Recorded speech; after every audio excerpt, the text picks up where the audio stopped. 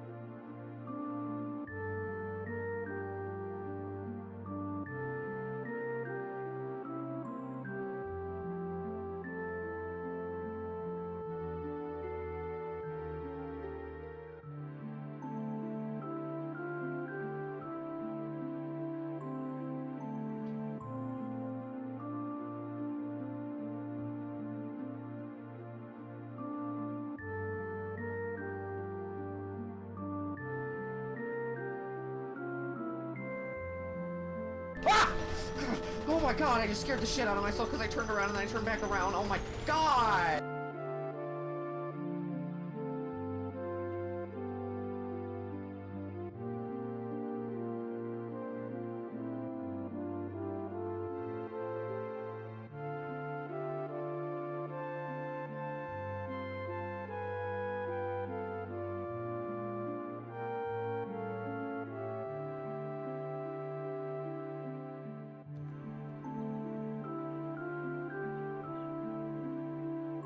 Hello there. Welcome back to the Stew. Welcome back to the Stew Gang Football League. It's Season 7, Week 4. We are back. Hey, look, I did the emotes that we talked about having made. Looky there. Ha-ha! Look at that. It came out pretty good, eh? How you doing, everybody? What up, Wolf? What up, Axion? What up, Cheb? What up, everybody? Welcome back to the Stoop. Welcome back to another installment of Stoop Gang Florida,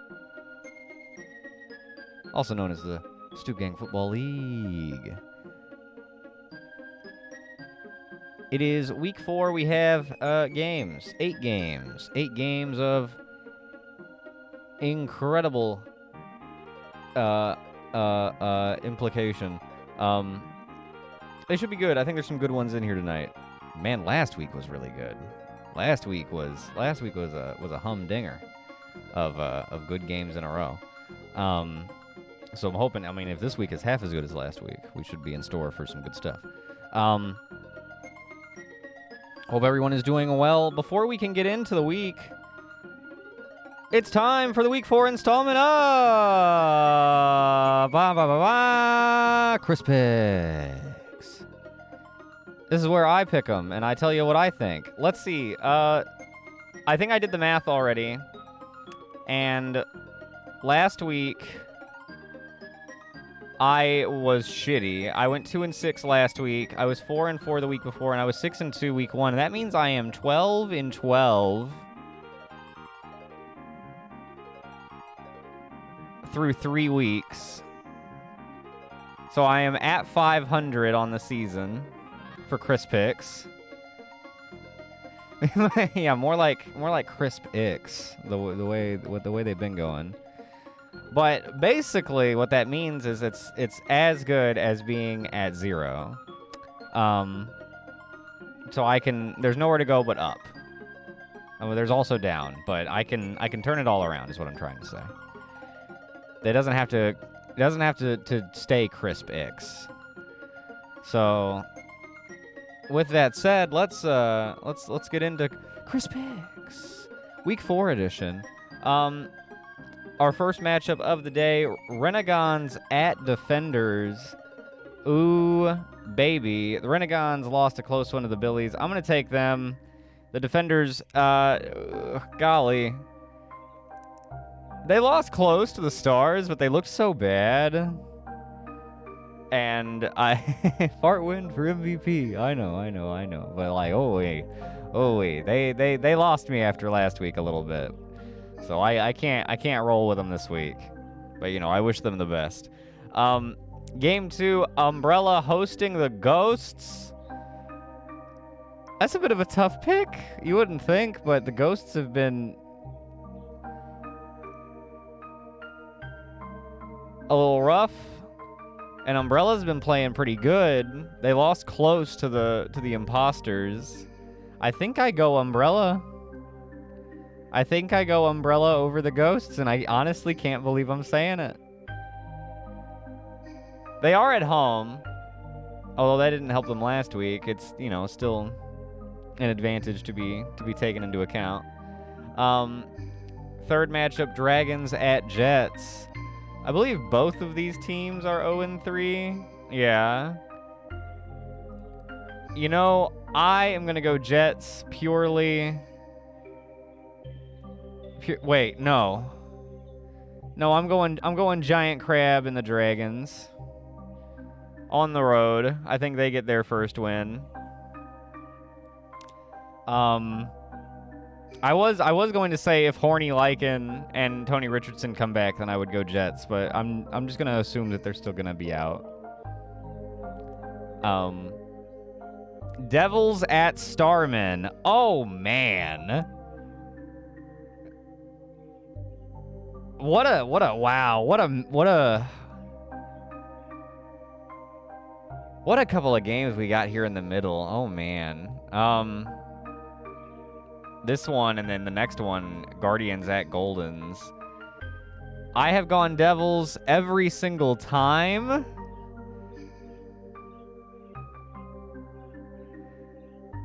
Is this going to be the first Abunte versus Holerbev? It's so hard to go. The Starmen are they're undefeated so far this season. God, it is. Wow, man.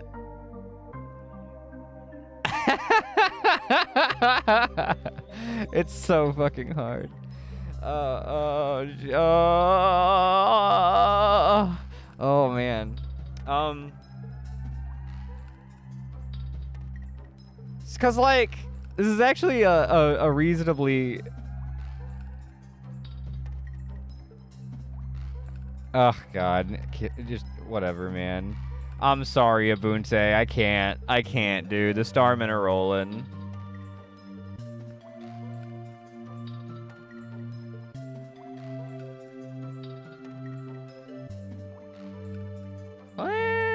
Well.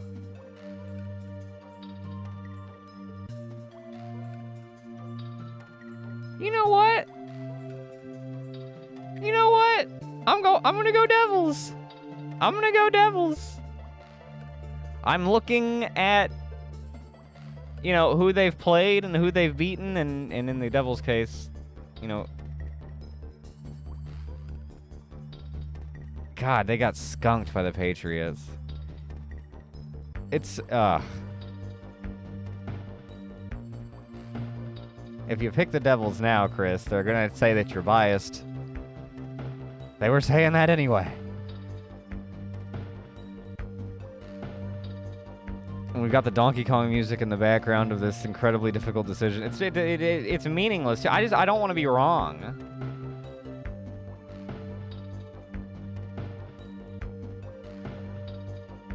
I'm locking it in. I'm going Devils. All right, and then I'm going Goldens over the. Oh fuck. Oh, I'm going Goldens over the Guardians. Sorry, Guardians fans. In Gecko. Oh yeah. Does Goris hit 1,000 yards today, or does he do it next week?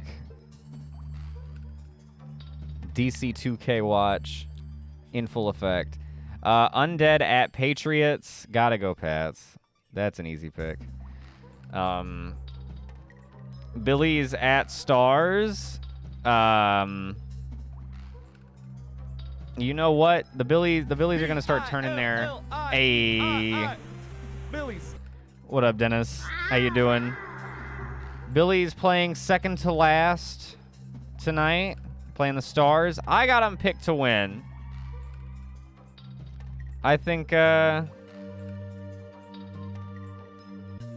Billies are gonna be, out of these two teams. I think it's the Billies that continue to turn their season around.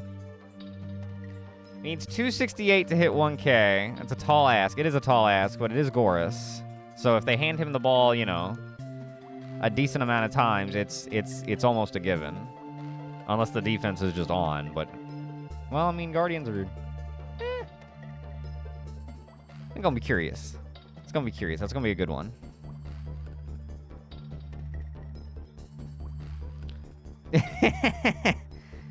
Yeah, more than 10 carries, please. But I've got Billies over Stars. And then in our final game of the night, which I think will make a fantastic prime time matchup, we have the Souls traveling to outer space to dock onto the Skeld and face the Imposters. Man, this one's tough to call, I think.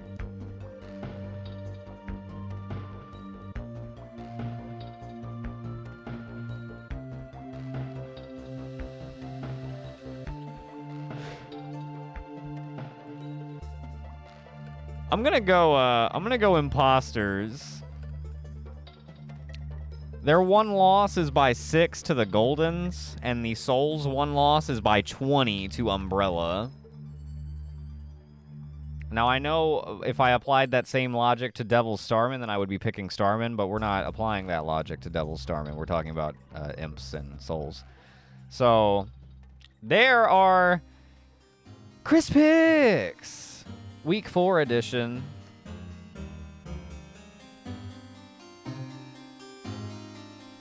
Chris Picks!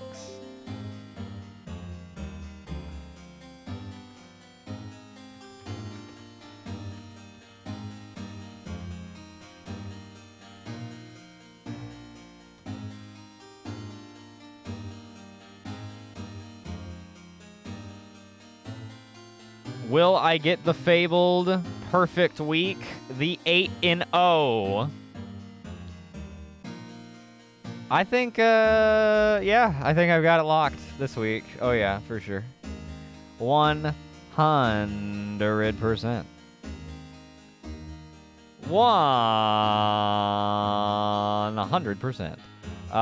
Boop, and a boop, and yeah. Alright, that's on screen. Pull that up. Hey, guess what? Chris Picks have concluded. And now it's time to BAM! Get on to our games. Oh, I should start up the first prediction.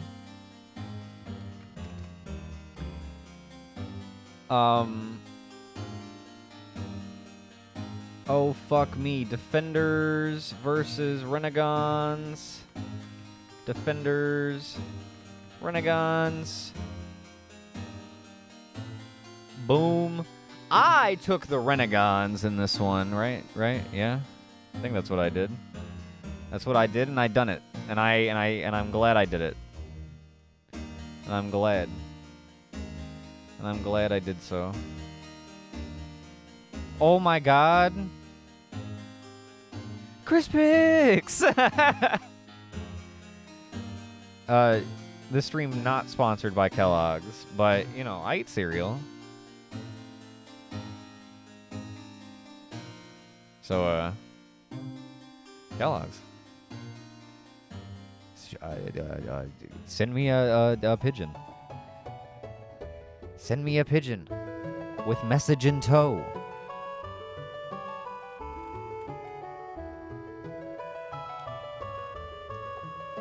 Is it?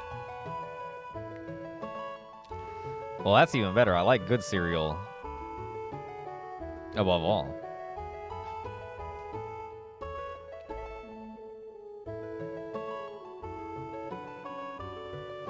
Oh, that's fine. I like kind of less sugary, or I mean, I think the stuff that I typically eat is still fairly sugary, but like I eat what I would describe as like old people cereal, like a lot of like Special K and shit.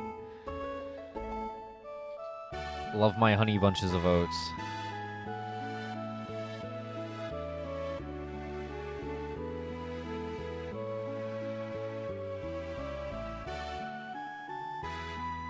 So if it's anything like that. Nice. Yeah, that's my shit. That's that shit I do like.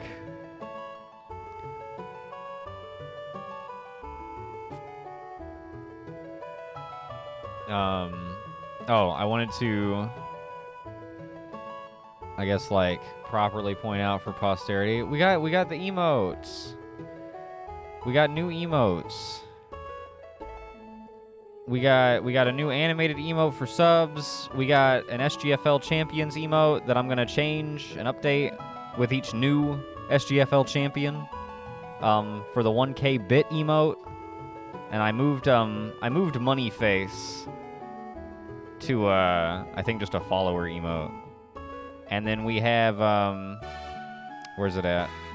We have our reigning supreme, currently Cliveson, but this is another one that I will update as it changes for the 5K bit emote. I like the Goris holding up the trophy one.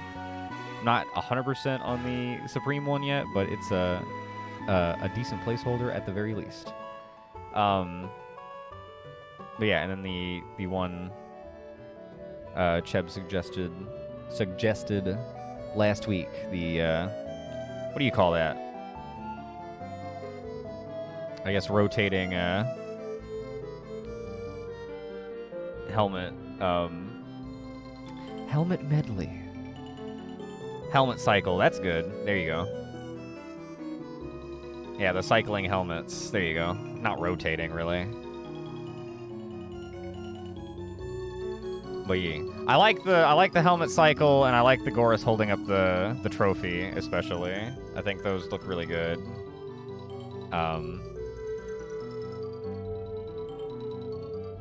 Whenever I actually made a different version of the helmet cycle originally that was a bit faster, and it was like kind of just it was a little disorienting to look at, so I like took it down and redid it a little bit slower, and I think it came out okay. But anyway, new emotes, check them out, enjoy them. Where is the oh, there it is. I wasn't sure where I put my controller. But anyway, with that now said and out of the way, let's get into the games of today. Pause the music and get down to the field. It's time for game. Week 4 underway. Week 4 underway. Renegades in the all-whites.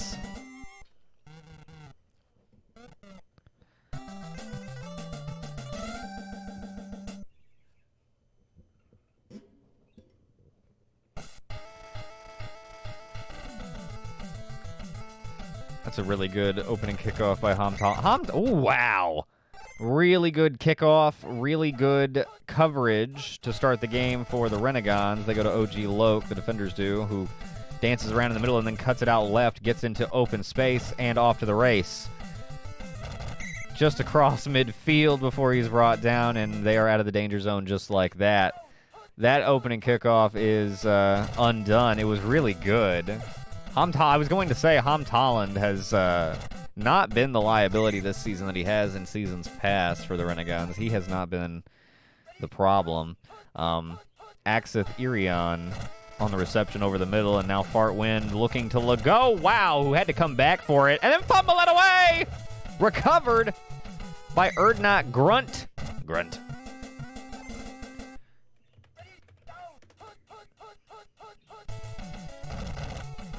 And Spatchcock dancing away from the pressure, cutting it out. What a scramble. Still going. The mob finally catches up to him at the defender's 27. That is nuts. Here they come again. He gets it off. Spatchcock is looking really good. Defenders were looking really hot. They are. The defender's defense is not looking bad. Spatchcock got away on that first play. They've blitzed him every time. They are in their heads. Now they got to cover, and they... Whoa! Jumped it! Never careful. Jumping in the way of a football this day. And that'll be an interception. OG Loke. I'm telling you, man, the defenders aren't bad. They caught some crummy luck. Fartwind played like doo-doo last week, and they still barely lost. Oh, I wanted that to drop in the basket so bad. Good defense, though. It feels like it, but I'm looking at him, and oh, well, all right, okay. Morton Solis on the fumble recovery. Yo, what up, Spuds? Chris picks are looking fine so far. Well, this is game one, and it's 0-0. I have the Renegons, who are on your right. How you doing? Welcome back to Stoop. Welcome back. Stoop Gang Football League. As I said, this is game 1 of 8 tonight. Renegons driving here against the defenders. It's been a wild one so far. We're still early, but a lot of turnovers thus far. I was going to say it feels like it during the games, but whenever we're looking at the turnover stats, it doesn't seem like they're that up from last season, from what I can remember of last season. I feel like last season there were actually more, but maybe there are more this season and they're just more spread out, because I'm just going based off of like, oh, there's Tassoni for that touchdown, and the Renegons take the lead. All right, so now Chris picks are looking good, Spuds. So there you go. Happens that fast. But yeah, I'm doing good. Dude, I was so... Whoa! Ham, come on, dude. I was complimenting you earlier. I was complimenting you, bro. Come on. That's crazy. Come on, Ham, bro. Come on. Come on, Ham. Fuck. Fuck you, Ham. Renegons lead 6-0. He may not be still. But no, it's dude, I have been so sleepy today, but I am snapping into a Slim Jim for the SGFL. It livens me. OG Loke. Another nice run. There he goes. Inside the 20. Last time they were down here, they fumbled it away. There have been a lot of slippery balls so far, but if they get in the end zone here, they can take the lead. Oh! Slap down. Get out of here. Hamtalland hadn't been a liability so far. He may be in this game. We'll see how the rest of it plays out. Axeth Irion overthrown just barely. When does boxing come back? I'm thinking Power Tower number 2 will be the day after Thanksgiving. So, what is that? That is soon. Not this Friday, but next Friday. And that will be our next box. We will finally have Power Tower 2, and then we can look forward to Boxing Season 3, which will probably be sometime early next year, like January, February. But I'm planning on doing Season 3 for Boxing a little differently. Scheduling-wise, I'm playing around with some different ideas. Still plenty of boxing matches and fights and fight nights. Huge run here by Hamilton Borger. Holy crap. Oh, they'll slip away. Oh, a touchdown saving tackle. But I'm playing around with some ideas to shake up how, like, the seasonal portion of the boxing scheduling will work. But boxing nights themselves will still run pretty much how they do. But yeah, mark that calendar, baby. It's coming. If the defenders make a stand here, they will not. Borger around the right side. That is big for the Renegades. They'll be able to push their lead to 2 scores as the defenders were held to a field goal earlier.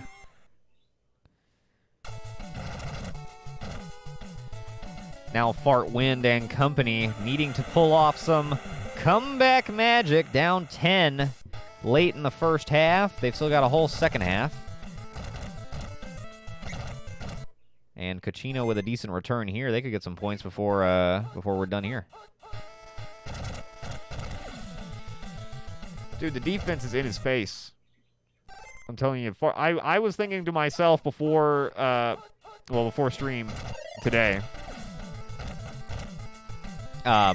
specifically about this game and how this is actually like a pretty tough game. This game should be a good game. It should be a close game, but it won't be if Fart Wind doesn't show up like he did or did not last week. And so far, he's looking a little spotty. OG Loke looking great, but he can't do everything. Franklin Sluggins, speaking of boxing, there's a boxer and punter. I believe Sluggin's still active. Well, who am I kidding? Everybody's still technically active. We have like 3 guys who are announcing the retirement of Power Tower. We just haven't had Power Tower because I've been lazy bones. Oh, Garrus and everybody else is open. Oh, that's just going to pad the stats, and we'll go to halftime. Renegades lead 13-3. Chris Picks looking pretty good. Chris Picks. Chris Picks.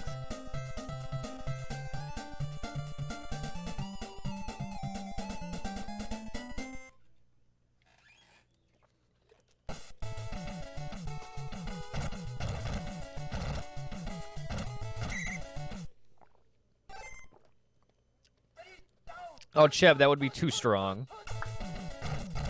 Actually blocking, can you imagine? No, you can only get a block by pure luck and a good angle. That's the only way. Yo, what up, Fergie? Welcome back to the Stew. Welcome back to the Super Gang Football League. You're just in time for game number 1 of the evening, 1 out of 8. We've got the Renegades adding on to their lead early in the second half here in game number 1. Between the Renegades and the Defenders. And many more games to come. Oh, another missed extra point. That's 2 in 1 game for Ham. All right, I take back everything nice I ever said about Ham. I'm back to being anti-Ham. Ham sucks. Ham is a dirty dumbass. He doesn't comb his hair. He looks like shit. Ate a bong. Rookie out of Wolf U. Running on through to daylight. And a big first down.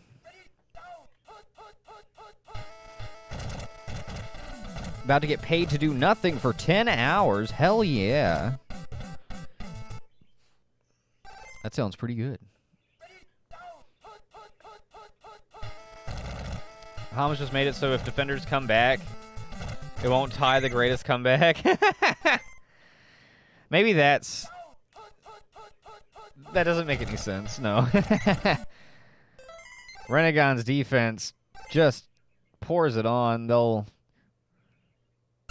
The defenders will look to 7U to put it through. He puts it up and does so. Hell yeah. 19-6. They now just need 2 touchdowns.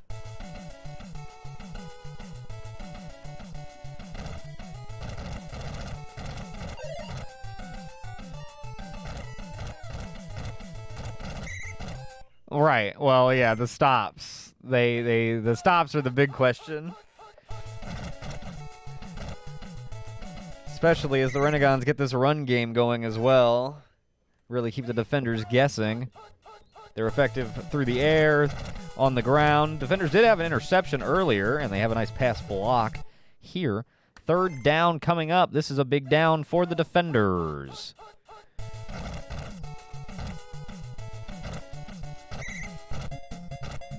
And they fail. Oh, mama.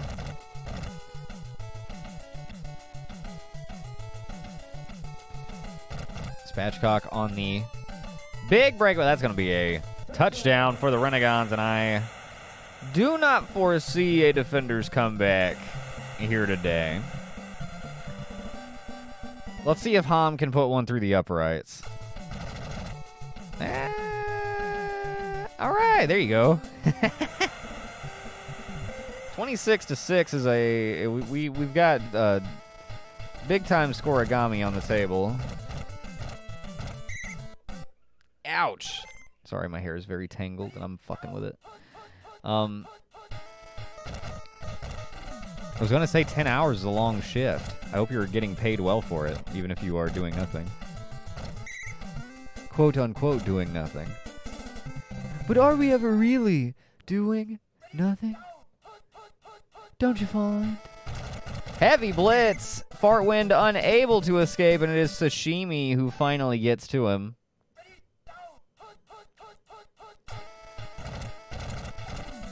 Sado, look go! Unable to reel it in. Triple coverage, just barely enough for the veteran possession receiver. Sado, look go! Oh, that's a first down. Oh, are you kidding me?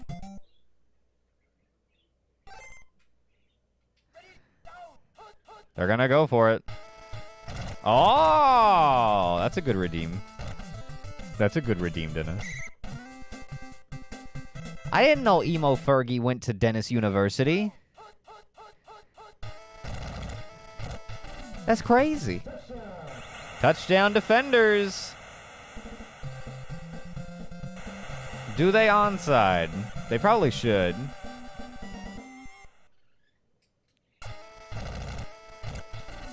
Very nice. You know, I hope you're a 5-star recruit, too. I hope you're a 5-star quarterback. Somebody's going to need one. Probably soon. They did not onside it. I don't agree with that. Ooh, last 8 hours will be overtime. That is going to be nice.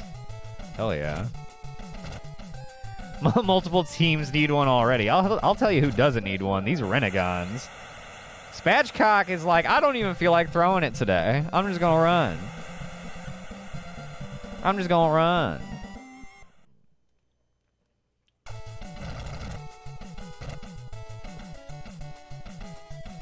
Well, once we get this minor league going, it'll be, I guess, very uncommon for somebody to go completely undrafted. There'll be somewhere for you to go.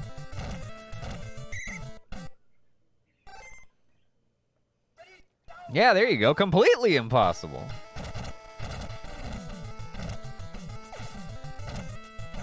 Granted, you have to be in the top 200, what?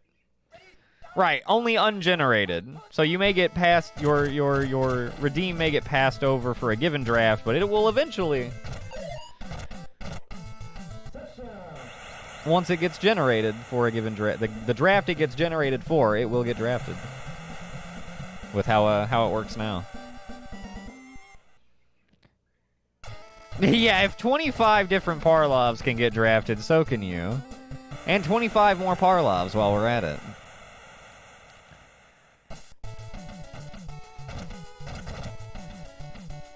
Oh my goodness. This game got a little goofy here on the down the stretch. Also, Cheb, you mentioned this toss just creaming the defenders, and yeah, you're right. They did not have an answer for it today. Borger abusing them on the right side, and he'll do so again. I mean, right on cue, eh? Hamilton Borger not to be discounted. Defenders are going to drop to 1-3 after today. Renegon's going to go up to 3-1. That's huge for them. That also, I believe, makes them, 2-0 in interdivisional play? That comes heavily into play with playoff seeding. When, you know?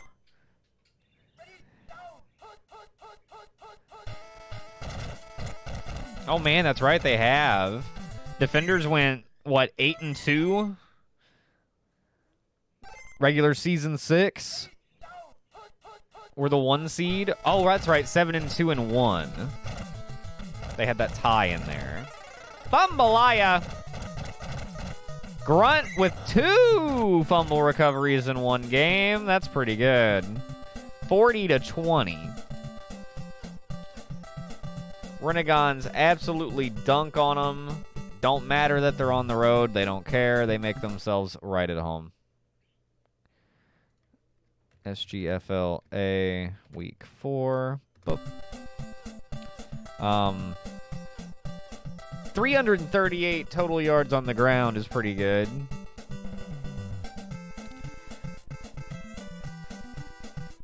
No, the space between names does not count as a character, Dennis. Just spaces, just extra spaces like in the name. Those would count as characters.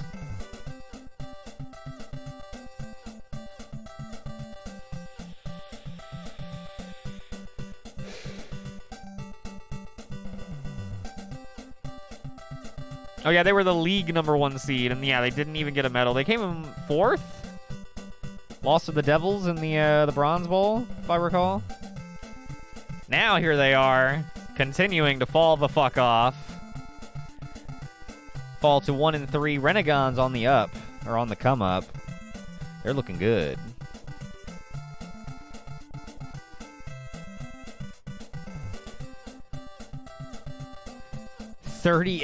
Wait, 30th Parlov.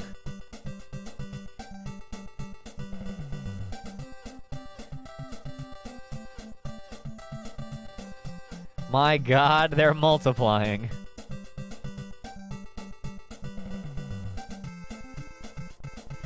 And we got 69 as well. Let me do the prediction results. Nothing doing, that's all right. I'll go ahead and get the next one started up.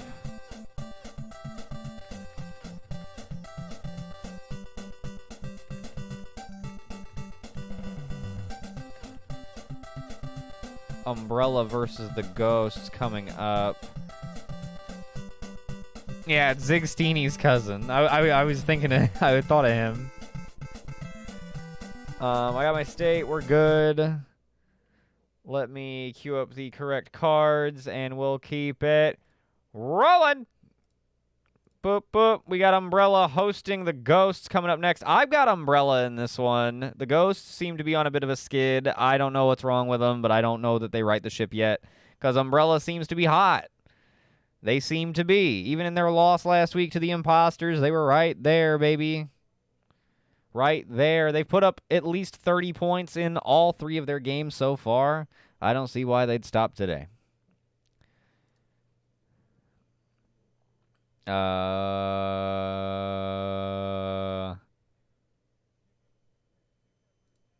Yeah. Hope whoever redeemed Zig Steeny or Steenine doesn't mind that they became Zig Steeny. I think it was Yoga. I don't think he minds. I'm pretty sure it was Yoga.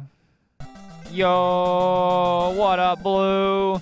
Welcome back to the stoop. Welcome back. Hey, settle down. Take it easy.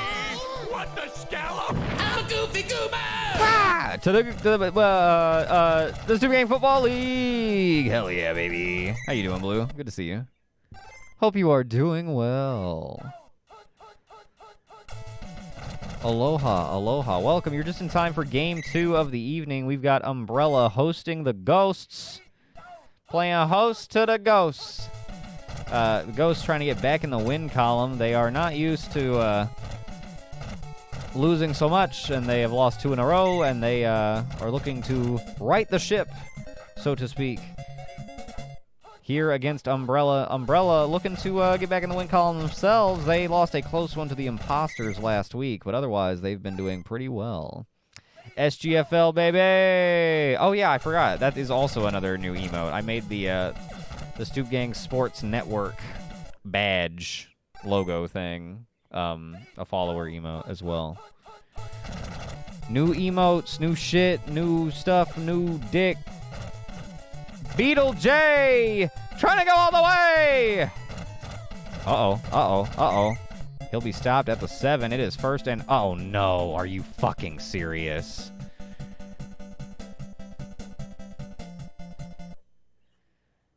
Beetle J goes down at the 7. I believe that was Ama Wade checking in. Kurosawa catches it on the 1 and walks it in. Touchdown, Ghosts. Damn. Beetlejuice is a tough one to lose early in this one, and they may feel that for weeks to come. We'll see. We'll hope that they bounce back quickly and are back just next week. Doing pretty good. How am I? I am well. Thank you for asking. It has been a sleepy day, but I have really snapped to and been energized by these SGFL games so far, and I'm looking to continue to do so, I suppose. But yeah, doing pretty good. Been a pretty chill day. We're having a nice, solid SGFL Tuesday. We're back on Tuesdays once again.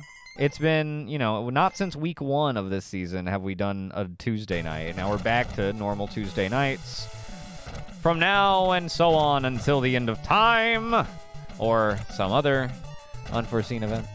But yeah, it feels good to be doing SGFL on a Tuesday, any given Tuesday.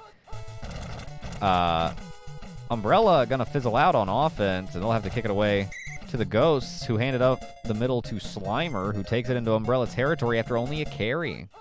Pretty good. But yeah. Feeling good, feeling great. Feeling good. How are you? Oh, I suppose you're doing pretty good as well. Pretty good.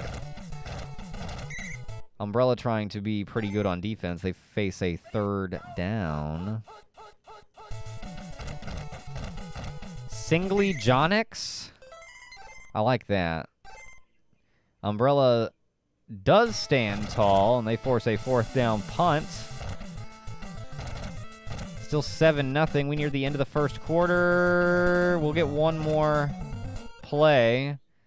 Also, Cheba pointed out Wesker is still kicking. This is Wesker's 7th season. He was with Umbrella back in season 1 when they first came, when the league first started with official teams. He was their quarterback back then, as well as kicker. And then after 1 season, he retired from quarterbacking, but stuck around to kick, and he's been kicking ever since. He was a good quarterback, yeah. I think I don't know. Some kind of elbow thing, I think. Must have been. But what could have been, But then Annette Birkin took over and was, meh for a long time. Yeah, the lucrative kicking contract, exactly. He followed the money. Rotator cuff, maybe. I always theorized that it was some sort of upper body injury, something that allowed him to still, swing his lower body as necessary, because he's a pretty damn good kicker as well. I don't remember if he's ever won best kicker, but he's been in the conversation before. He may have won. Who can remember things like that?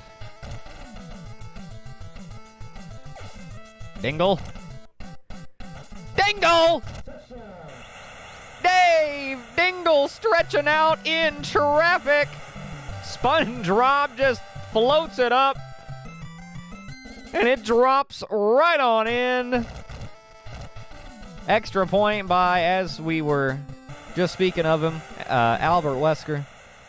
Puts it up and through right down Main Street, and we've got a tie ball game, 7-7. Dave Dingle laying out for it with two guys shadowing him.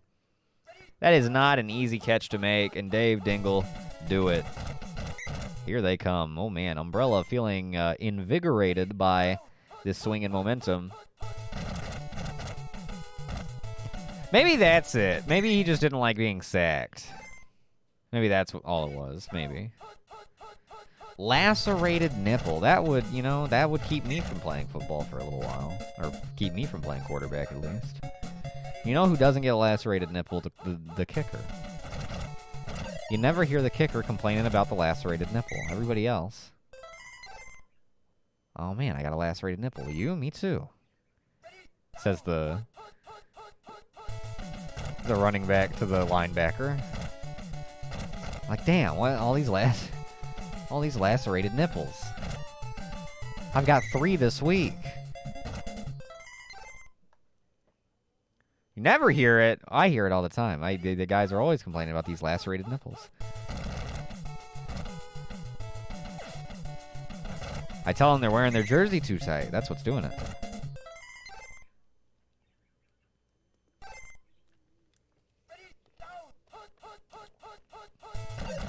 Up the middle, touchdown, Slimer. Oh, right, no, not the kickers. The kickers never. The kickers also, ironically enough, wear very baggy jerseys. Which you wouldn't think.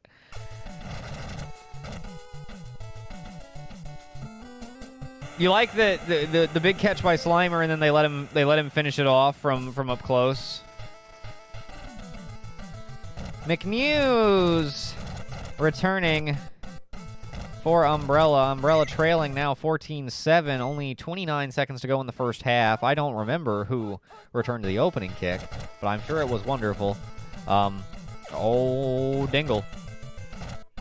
On the check down. I don't agree with this call. Oh, they'll get one more play. Maybe it's genius. They call a timeout with 4 seconds to go, and they'll get another shot from midfield. Are you slinging it? You're not slinging it. Okay. Well, hey, try to catch him off guard, right?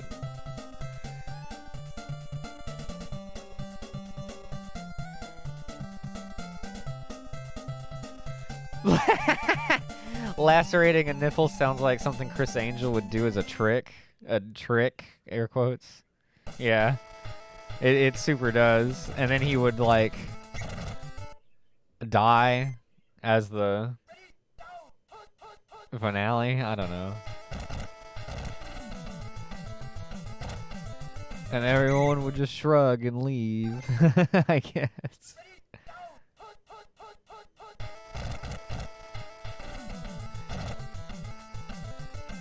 And it'd appear in his farm, and he would pull. Gross. You're so right, but it's just so bad.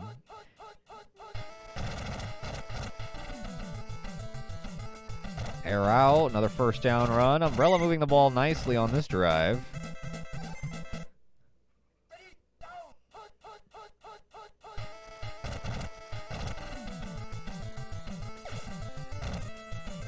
Miles, nope.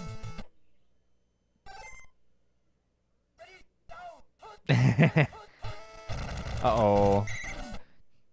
Not dodging that one. 3rd and 11. Do they got the stuff? Do they got the stuff? Rob gets rid of it. Looking for Dingle. Overthrown. And they will settle for an Albert Wesker field goal. A little 47-yarder. That looks good. No, what? No! Oh my god! It looks good. I'm so, I'm despicable, yo.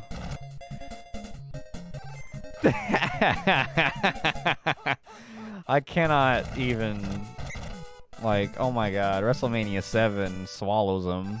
Everybody was back there, though.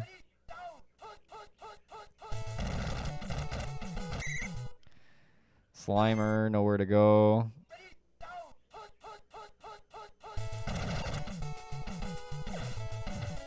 Good defense. They're going to regret missing that field goal here in a second. Whenever Bruce Willis puts it right down Main Street. Oh my god.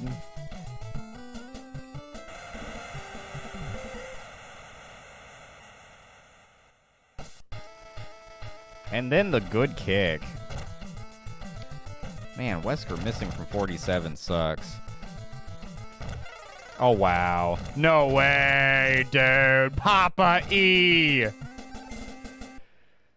Fumble recovery, and they have it on the 10. Kurosawa, touchdown. And that, I mean, come on, dude.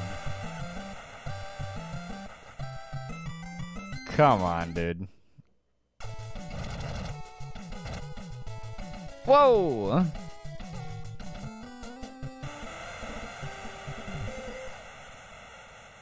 Ghosts absolutely come alive in the last few moments. Stacking the points to the ceiling.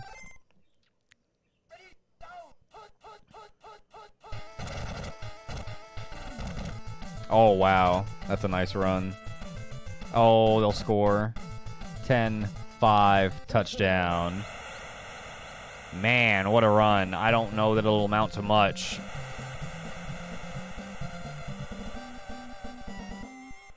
Intentional wordplay? Oh, what did I say?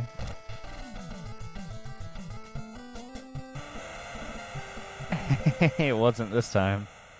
I don't think.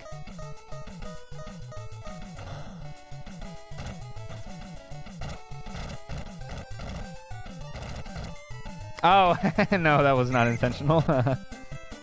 We still have a fourth quarter to go. Umbrella trails by 10. They do a pretty decent kickoff. Can their defense stand up? Oh, here they come. Here they come. Here they come. And they're on top of them. John Elway the fourth, who's had a pretty good season so far, if I may point out to any of our defensive buffs in the crowd.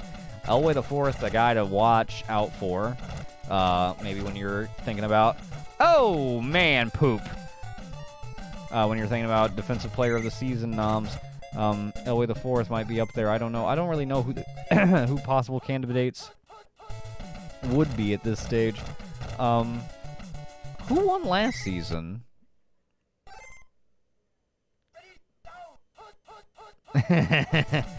Who won? I know year before that last was a Ghost Rider with the just incredible defensive back season that was then topped by Earthbro.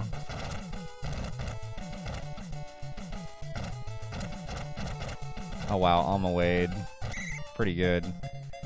So maybe Earthbro won last season. Defensive back's been holding it down. That was a blitz. My God. My God. Alma Wade making him look stupid.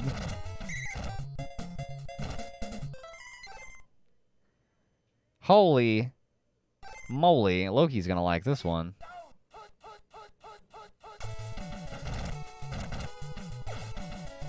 Whoa! Blunderbuss! Wait, no. Blunderson! Rip! Blunderson! On the interception. And does that give Umbrella a little life? If they can, like, get way down the field real fast. They're not. They're not. They're not. They're not. They're not. They're not. They're not. They're not going to. They're not.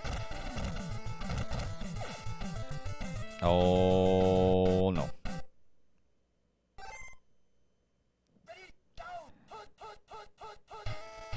4th down. Gets it off. Incomplete. They will take over with 1st and goal. Saul, all right. Ba-ba-ba. Yeah, all right. Ba-ba-ba.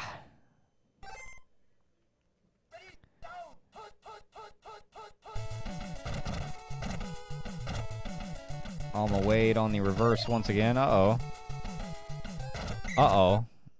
Brought down in the backfield. Does Umbrella stack him up? Doesn't matter at this point. I mean, for point differential it does, but... Oh, man.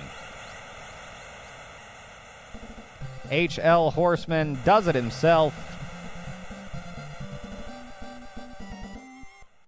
Extending the Ghost's lead. My perfect week is once again interrupted.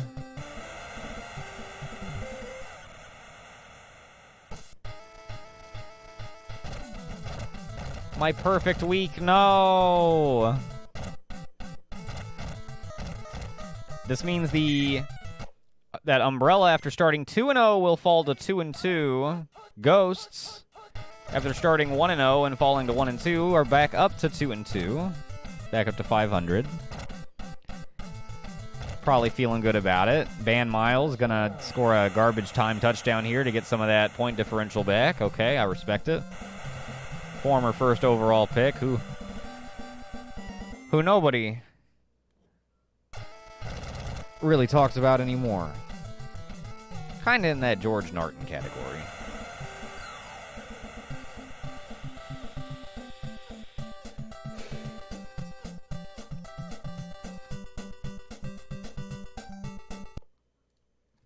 SGFL B, week 4. Right away. Prediction. Oh my. Jesus. The person who bet 7K will win 10 points.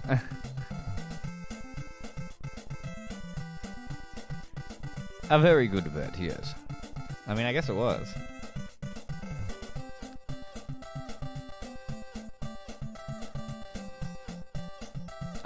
Coming up next, oh boy, we've got Dragons at Jets.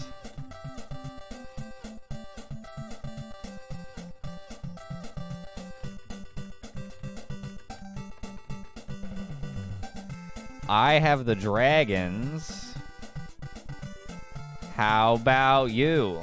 I have the Dragons. What do you do?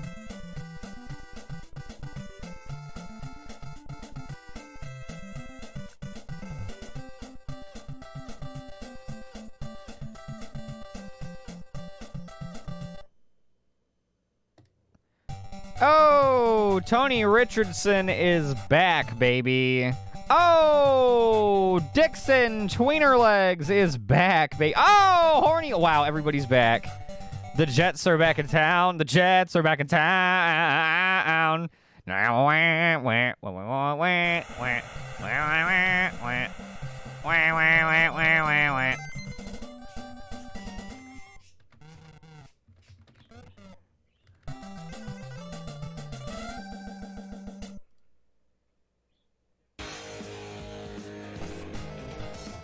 Here they come.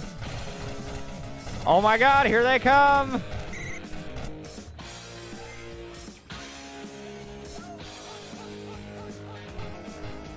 Where's he gonna go? Oh, Colt Cox.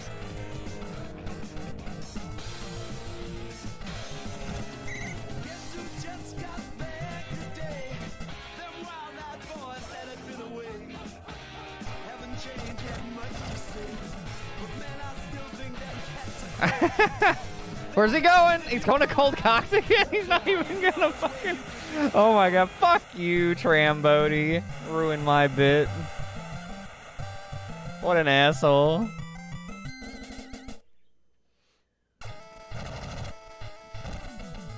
Jets do take an early lead. 2 passes and a touchdown. He sure does. That's a good point. That's a good point. Oh, whoopsie. Thank you for reminding me. There you go. Both of these teams are 0-3, looking for their first win here today.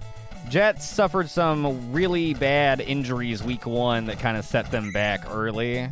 They got all those guys back today, so they may be looking to turn things around here.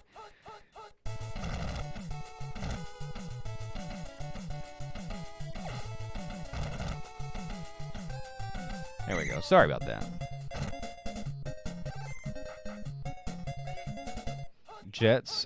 Dragons moving the ball nicely now. Slippery Sob on the reverse, gets a block, escapes, cuts it out, gets most of it. 2nd and 2 coming up.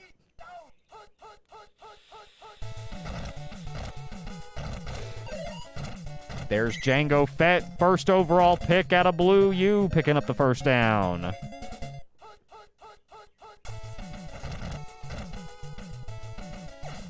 Krusty Suckler, 1st and goal. Yeah, that's good. Blue with a big U.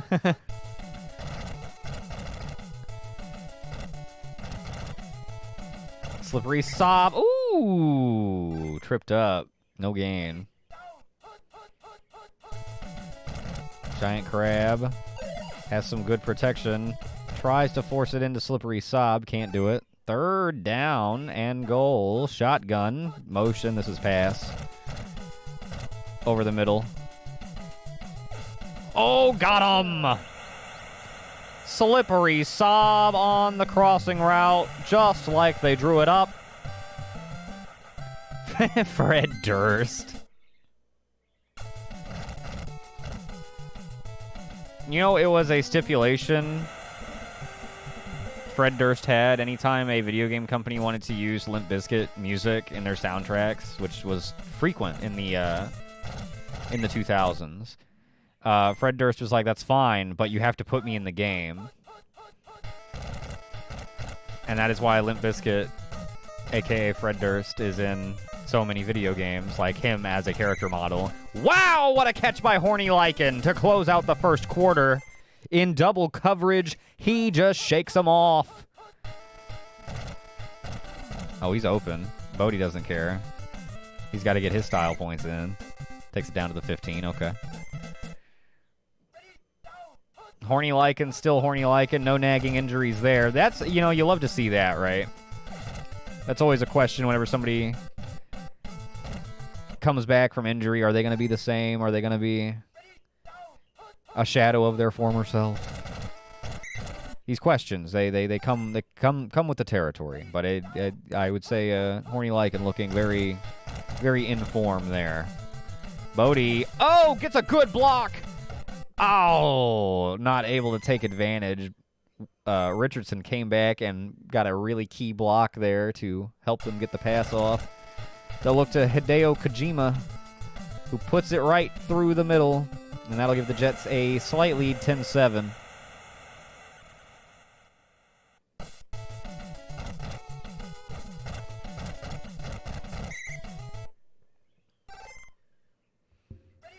All the time, dude. All the time. Giant Crab rolling out. Looking a Suckler. Oh, my God. All 3 of them missed it once. That was just bad, dude. Oh, man. Slippery Sob on the reverse. Oh, that guy behind him is fast. Who the hell was that? Looking like Ham Wacko.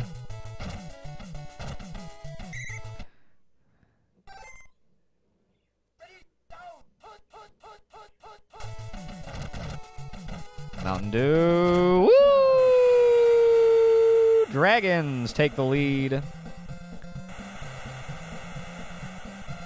I have the Dragons in this one, right? Yes, indeed. Yes, indeed. Yes, indeed. Yes.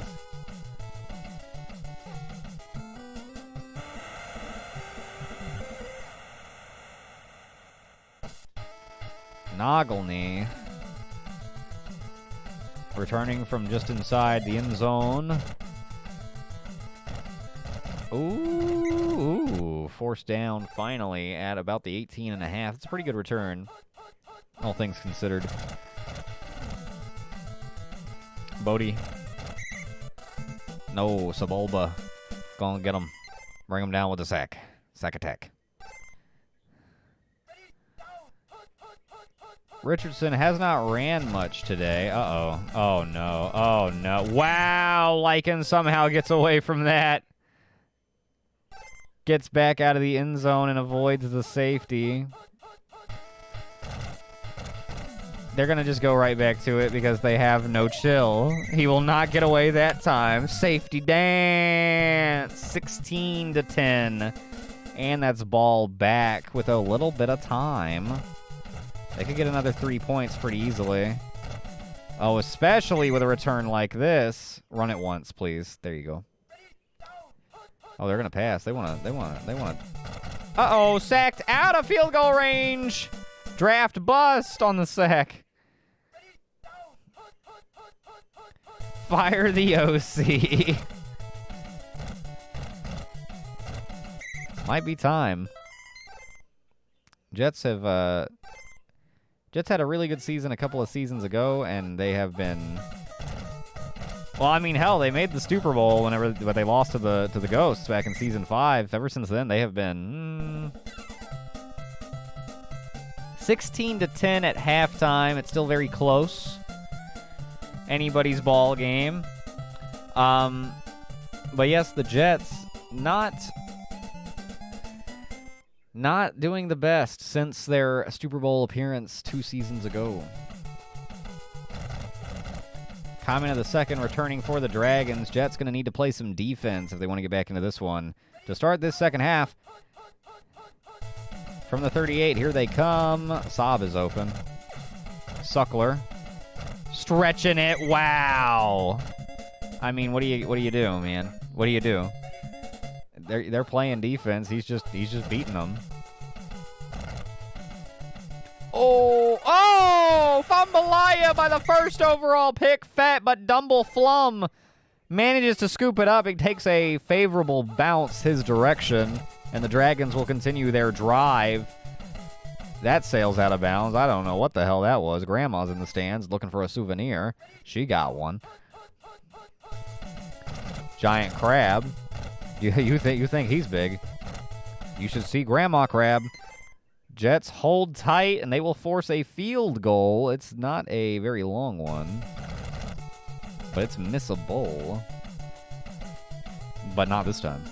19-10. Dragons with a 2-score lead. Too bad this isn't the XFL. They could go for a 3-point conversion if they got a touchdown.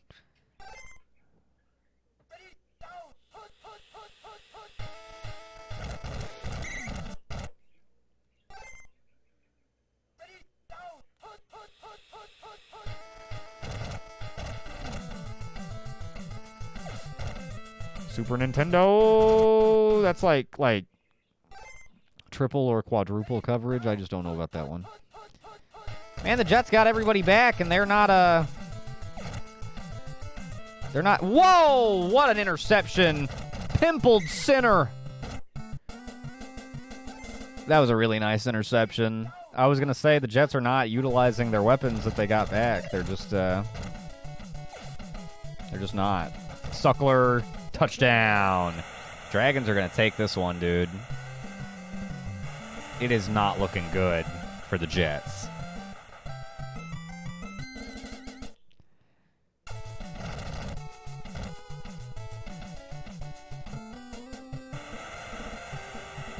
They would need to pull off not the largest comeback, but one of the largest comebacks. I guess, what, second largest comeback in league history? They got a bit of time. They ain't gonna do it. Whoa! Fambalaya! Serving it up hot. That's Baja Blaster! Running it into the end zone! Touchdown, Dragons!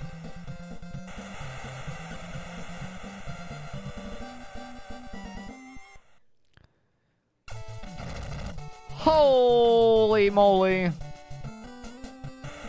That's true. Technically, it would be third or fourth. down on the list. Although now it would be first. Yeah. Dragons absolutely wrecking shop. They have made their presence felt tremendously between the tail end of the first half and the this entire third quarter. My goodness. 2 Fumbleias, both turned into 14 points overall. One pretty immediately. Baja Blaster. That's one of mine, baby. Haha. I think. Yeah, probably. And to the fourth quarter we go. A 17-point third quarter for the Dragons. That's it's pretty, yeah. Lycan. There he is.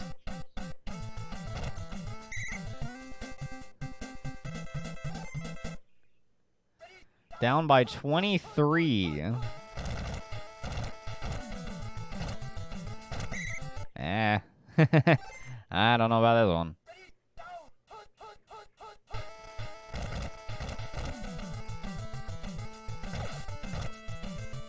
Oh, that's a nice catch. What the hell is that guy sliding in doing?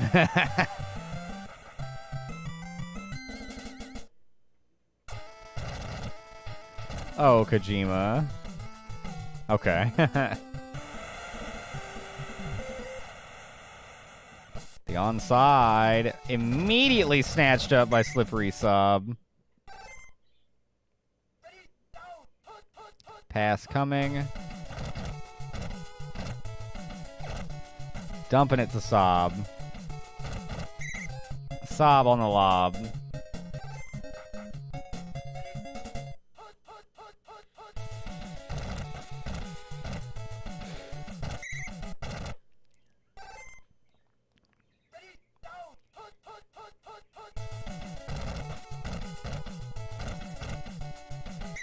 Django Fett.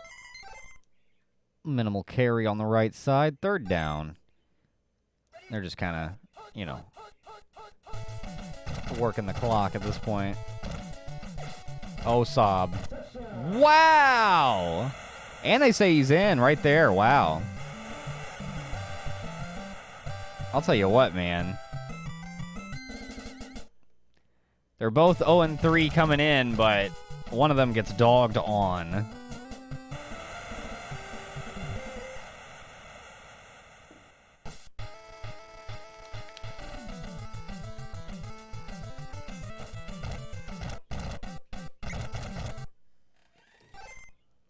(40-17). We might... Oh, man, if they even their score up. All right. I thought they might get another safety and even their score back up. They still might. Up the middle to Richardson again. He'll break away. Uh-oh. This will be a big one. They're coming for you. Run, Tony, run! It's a big game. But, too little, too late. Speaking of too little, too late, we've got Devils at Starman coming up next. I think that might be a good one. Oh, boy. My eyes are on it, that's for sure. Devils at 2-1. Starman undefeated. 3-0.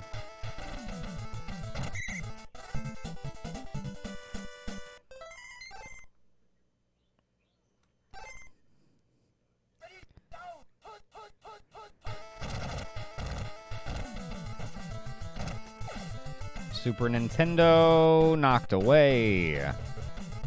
And that will be a turnover. And now the final 28 seconds are the Dragons to run out.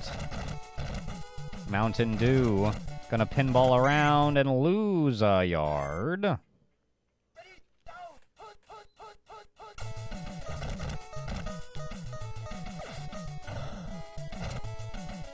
Django Fett makes a catch here. And that will take us to the final gun. 40-17, Dragons roll into New York and roll on them. Pretty good.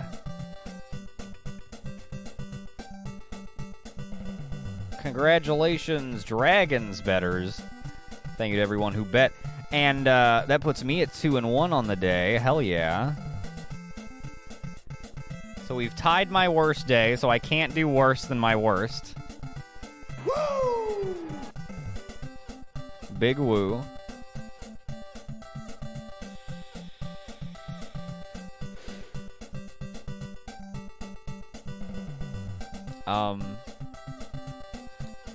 And yeah, coming up next, Starman hosting the Devils.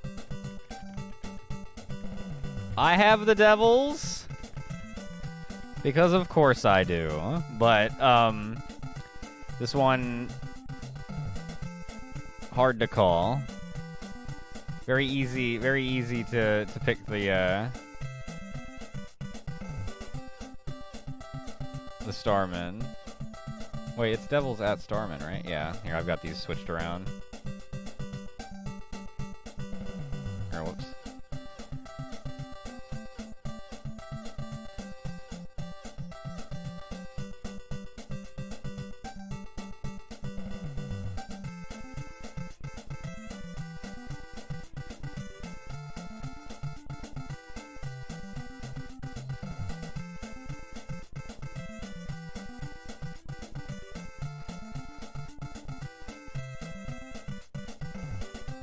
There. Sorry.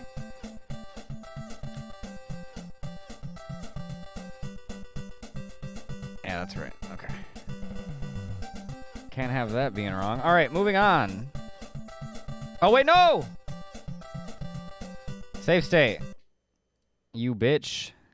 SGFL Week 4. I almost forgot, but then I remembered. Hooray. Giant Crab had a really good day. Krusty Suckler also had a good day. Shout out to the Dragons, who had a good day overall. Moving on, game number 4. After this, we'll hit our halfway point. Starman hosting the Devils. First time Trip Hollerbeff and Ubuntu Koopjacks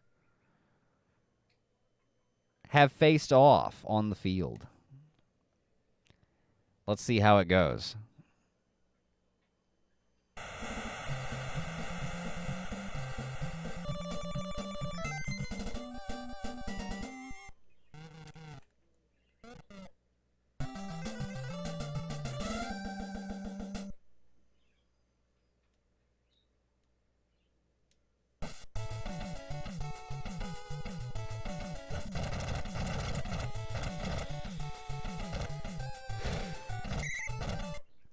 It will be the Devils starting with the ball. And Koopjacks, first one out. Gonna roll on play action. It's good coverage downfield. And an incomplete pass to start things off. Gonna go shotgun on second down.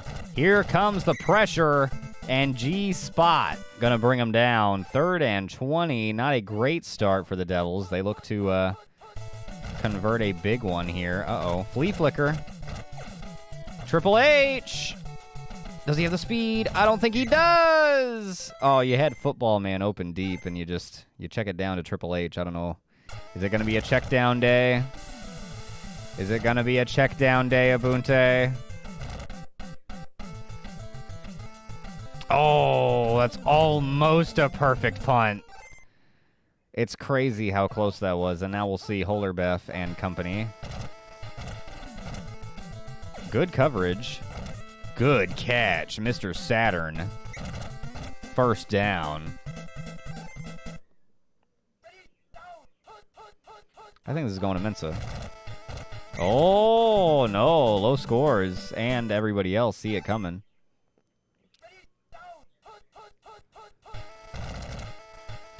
Play action once again. Saturn got it.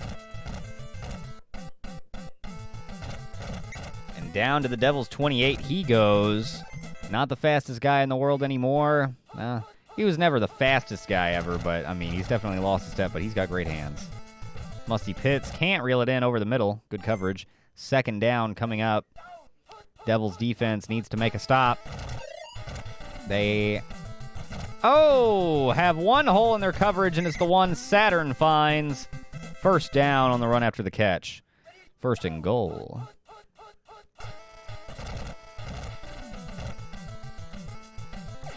Oh, just off target, incomplete. Second and goal. I think this is going to Mensah right up the middle. No, Mensah on the toss. Touchdown, Starman. That's a bread and butter play. All day, every day.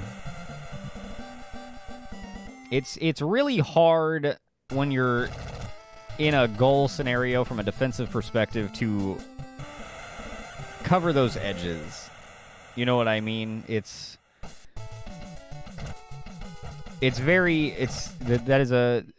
a frequent weak spot that is utilized by any offense over any defense, really.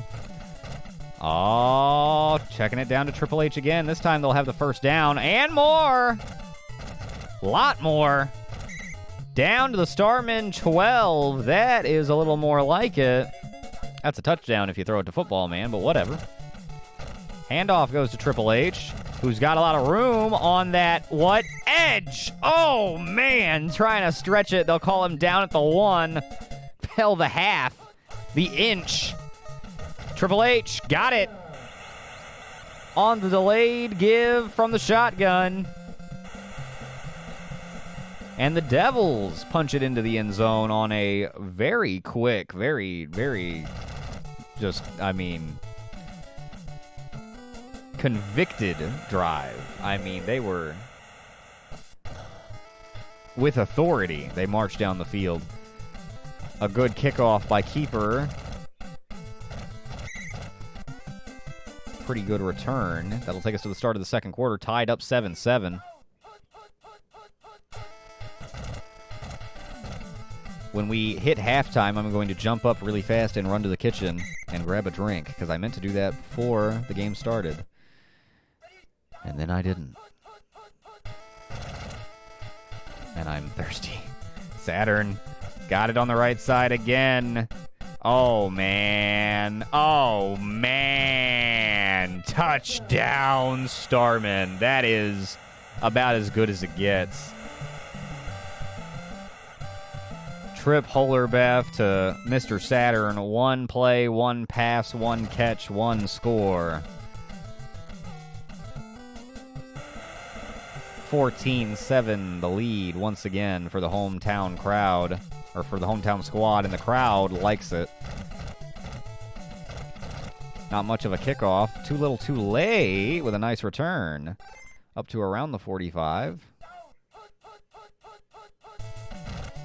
This is flea flicker again. Oh, Clem Everett on the sack. Oh, my. I think Clem Everett might have been, if not the first, one of the first picks the Starman ever made in a draft. Obviously, she wasn't anywhere close to the first pick because the Starman had the 7th pick in the first ever draft. But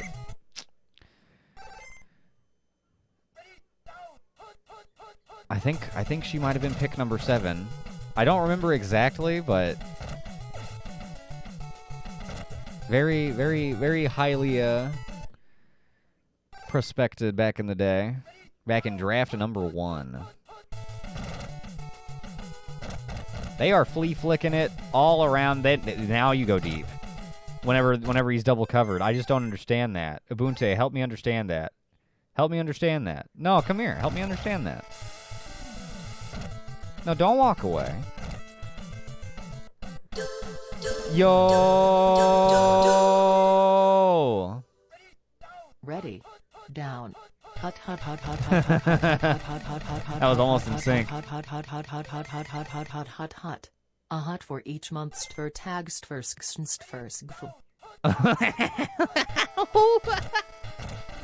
Oh my god, the way Kendra does the SGSN and SGFL emotes is really good. Sodi, what up? Welcome back to the Stu. Welcome back. Stu Gang Football League. Thank you for the resub. Thank you for the 29 months. Sodi.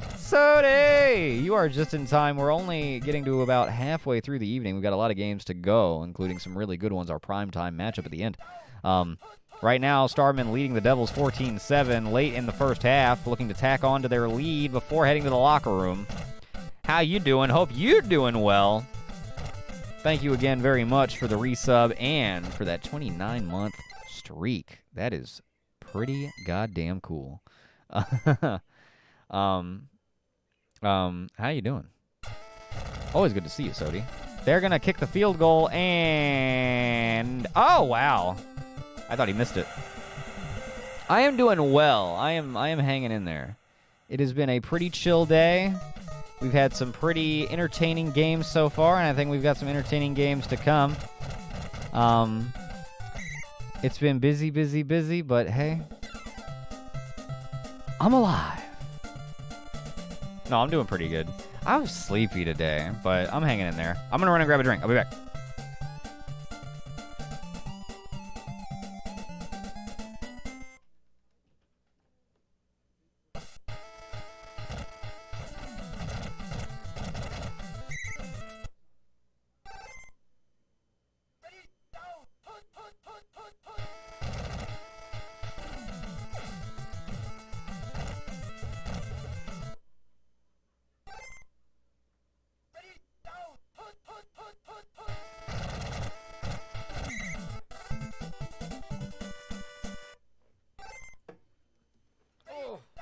All right, I'm back.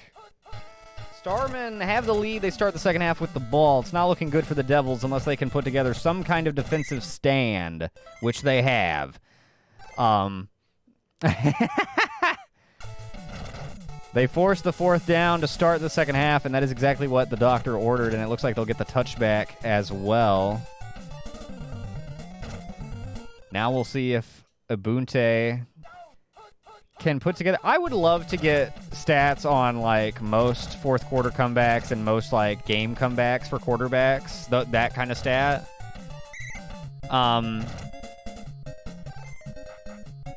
would love to know. We should figure that out. Because there haven't been a ton. But there's definitely some quarterbacks that probably have more. I'd be curious to know who has the most. Because then I could tell you whether or not Ubuntu has a good shot. That was a decent throw. The coverage was really strong, though. Taking shots at the end zone. They face 2nd and 10 from the Starman 28. Blitz coming. G-Spot with sack number 2 on the day. 3rd and 20. They faced a 3rd and 20 earlier. We're not able to convert. Rolling out on the play action. Throwing back across. Football man somehow makes the catch. But he is short. Firekeeper's kick. That's miss. Wow! I thought that was a miss for sure, but Firekeeper banks it in off the upright. And it is 17-10. It's a one-score game.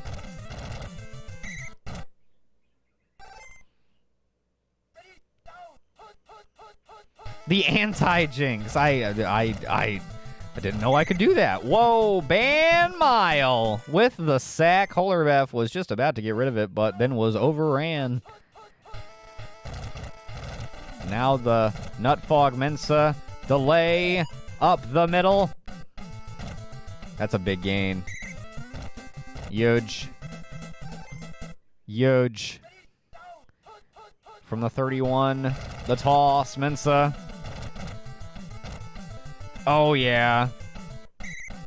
1st and goal. I think they score right here up the middle. Oh. Gotta be careful with that Holerbeff sneak. You going back to the sneak? Oh, there it is. Whoa!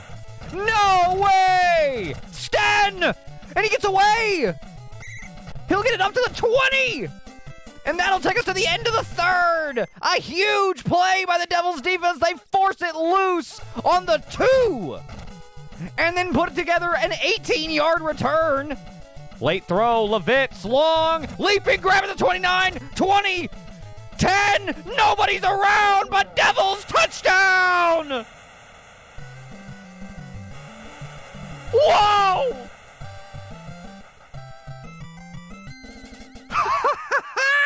Ibunte! Stan! And we have a tie ball game in the fourth quarter. Terrible kickoff by Firekeeper. It'll be fielded from the 35 by Zali Tora. Returned to the Devils 46.5. Wow, what a, whew. We'll see. Mensah held to a gain of only 2. Mensah on the toss. Has the edge. And enough for the first down. 3:32 on the clock. This one's close, folks. Oh, Titans knocked away. I think that would have been a stretch for Titans to get there anyway. 2nd and 10. Oh, they're open. They're open. Gonna try the one covered man. It is Mr. Saturn, but my God. 3rd down. They're open. Titans. Touchdown!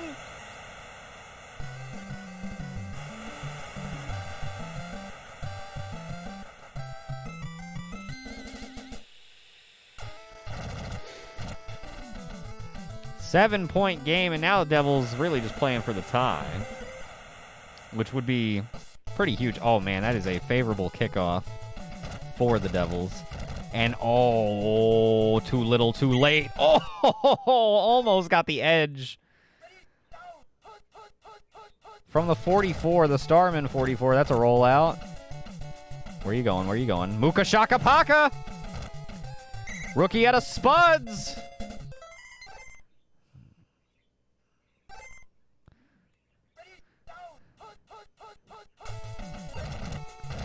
Kupchak's gonna step up, gonna take off.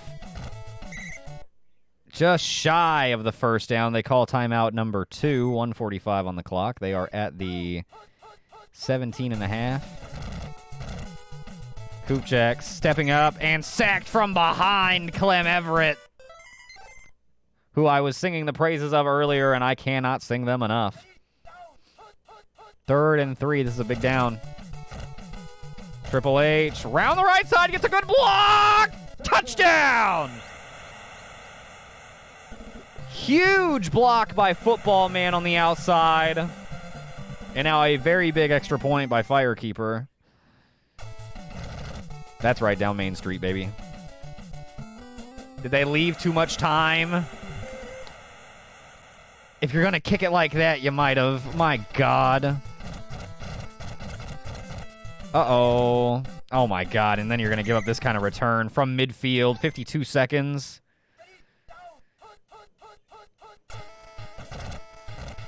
And they're not playing prevent. Uh-oh. Uh-oh. Do they kick it now? They do. Ted Balloon. That's good. Boom, baby. Right down the middle. Ted Balloon gives them the lead. Will they even get an offensive play? It depends on what Too Little Too Late does. They will get one. They get one offensive play. They are throwing it. Where's it going? Looking for Muka Shaka Paka. Got it! And brought down at the 17. Muka Shaka Paka did make the catch, but they are well short of the goal. And the Devils fall just short of the Starmen. Starmen win another close one.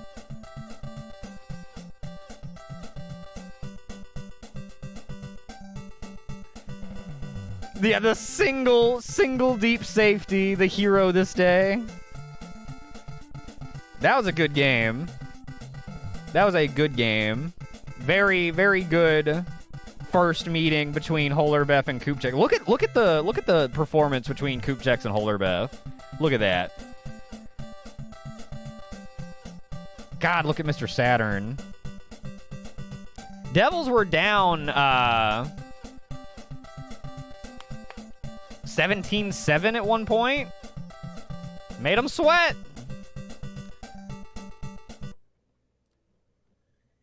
SGFL week 4. That puts us halfway through the evening.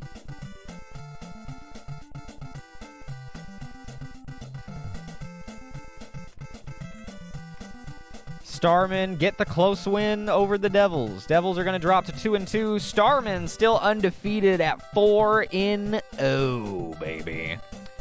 Yo, Mouse and Daily, welcome back to Stu. Welcome back to the Stoop Gang Football League. It has been a long time. Good to see you. I hope you're doing okay.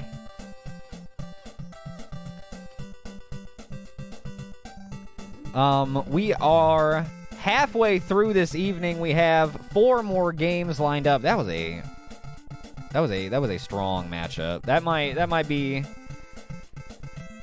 might be instant classic material. I don't know. First meeting between Kupchaks and Holderbeff. I hope they see each other again in the playoffs. That would be really great. That would be really, really great.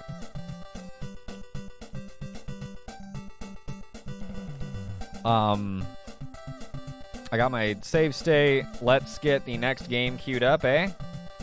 Next one's looking good as well. We've got the Goldens hosting the Guardians.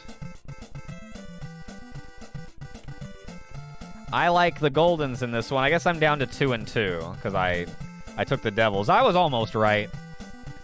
By gum. By gum.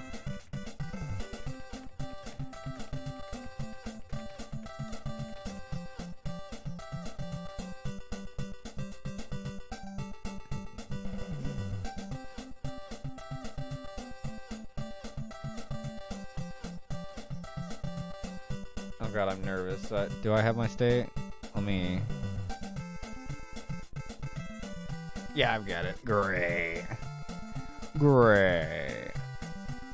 All right, let's roll. On to game number 5. Goldens hosting the Guardians. Goldens undefeated Guardians 2-1. I believe the Guardians lost their season opener and then have been looking pretty good ever since. Trying to find them. Yeah, they lost 35-21 in the season opener to the Souls. They then bounced back with a 42-0 shutout on the Jets. And they won last week 28-17 over the Dragons. Big test against the Goldens this week. They get the ball first. They immediately throw an interception. It's Barry! Barry? Who is that? Who is that? Barry? Oh, toss to Goris. DC2K watch is in full effect. He gains a single yard. All right. Well, there's one touch. They're going to go to Evil Cube on play number 2. This is going to Goris. Hand off to Goris. First down. Now the Guardians are a pretty stout defensive team. They'll test you for sure, but Goris is a pretty stout. That's a first down. You give him that first down. You give him that first down. That's first down all day long. 50K on the Goldens. Anybody feel like taking the underdog in this one? Yowza. Bet a little, win a lot. That's a whole damn VIP badge. Wow! Was that Undle Dentals? The hell happened to Little Buggo?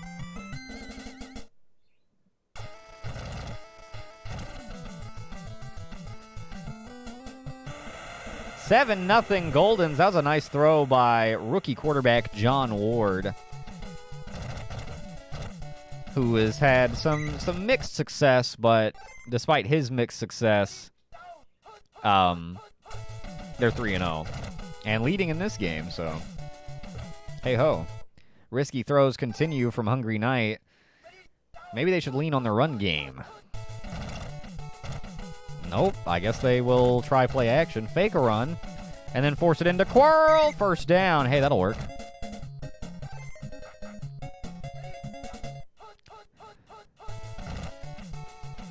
Handoff to last stag. Sandwiched after a 5-yard gain. Blitz coming, and he's got nowhere to go. Last Spartan, former Stoop Boxing Association boxer, now full-time linebacker. Hornet, wow, what a catch. What a catch by Hornet. First down, it'll get him. Handoff Stag. That's a lot of room on that right side. Gap closes. Oh, they open it back up. That's a touchdown. Wow. Wow, that is impressive. They closed the gap on him so fast, I thought for sure they were going to bring him down. And then he puts a little move on him and just finds extra room, gets away, and scores. We've got a tie ball game. That was an impressive run by like a Jerome Bettis type. That's what I kind of see Last Stag as. He's kind of a big body rumbler who's not terribly fast, but man, he finds a way to get that space.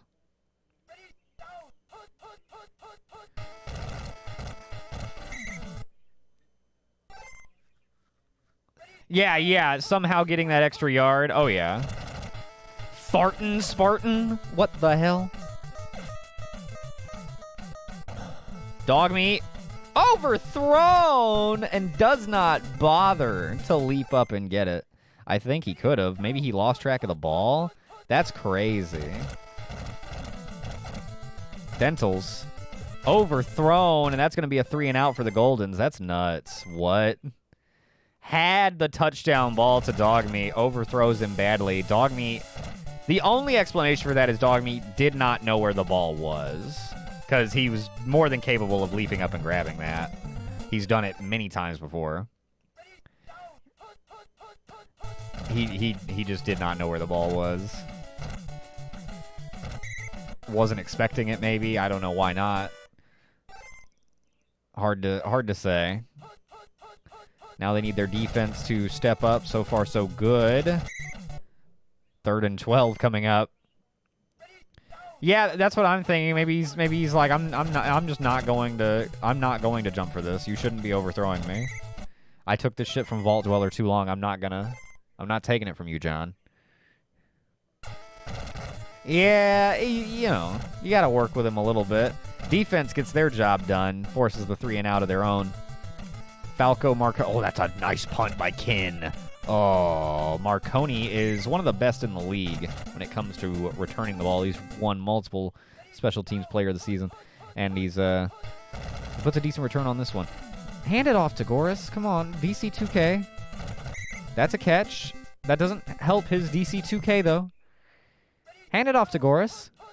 DC 2K. There you go. Oh, this is a good one. That's a touchdown. I thought they were about to make me a liar. Goris gets away. A catch for a big chunk, and then a run for a bigger chunk. Yeah, a few more of those, please. DC 2K watch. Goris was at something like 684 on in-game tally.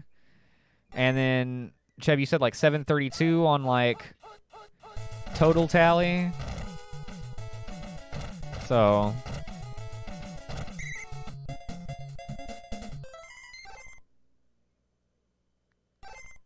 counting the one fumble run from last week. Okay. So even then that's not total. So he's probably still more than that. Well, he doesn't have a whole lot of other fumbles, so that's probably pretty close. But, yeah. Really, as long as he's over 1,000 by the end of next week, he's well on track for 2,000, but I want him to have as much cushion as possible.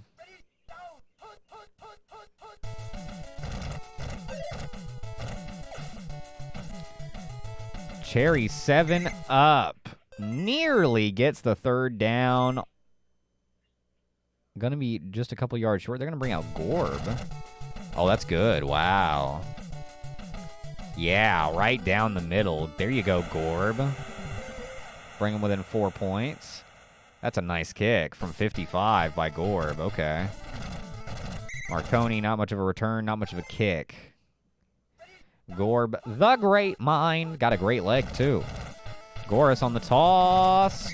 Ooh, only 4 to be found there. They're playing Goris somewhat. You can't. I don't know. Just hand it to him though. There you go. Nope. All right, they faked me out.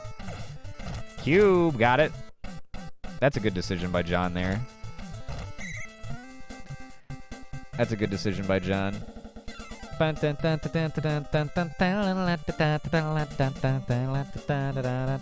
Halftime score 14-10. This game is competitive, but I feel like the Goldens are firmly in control despite it being close. They do get ball first. This is a big drive defensively. Yo, yeah, let's see it. Hold up the hardware, Blue. Let them know, let them know. And the plan with that emo is to update it whenever there's a new champion. And then, but I'm going to keep the old ones as Discord emotes. So, see, there you go. That's Dogmeat doing his thing. So whenever the champion's emote gets replaced, it'll still be on the Discord for posterity. But yeah.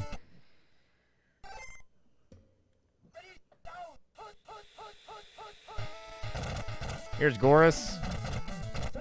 Scorus.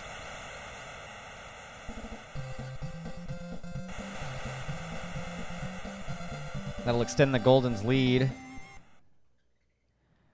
They are, which is leaving them open for big passes. They are not getting chunked up consistently by the Goris runs, but they keep at it. He'll break through. He already has once or twice. I think he's got at least like 7 touches already, though. Which makes me wonder, well, makes me, one, wonder how many more he's going to get, but also think, well, this must be a game where they're actually giving him a lot, so be all right.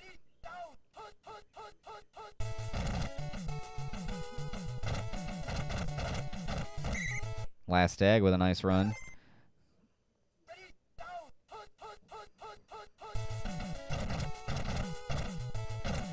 Knight, gonna check it down over the middle. It had an option open on the right side. It was Quarrel on the curl. The Quarrel curl. There's a first down run.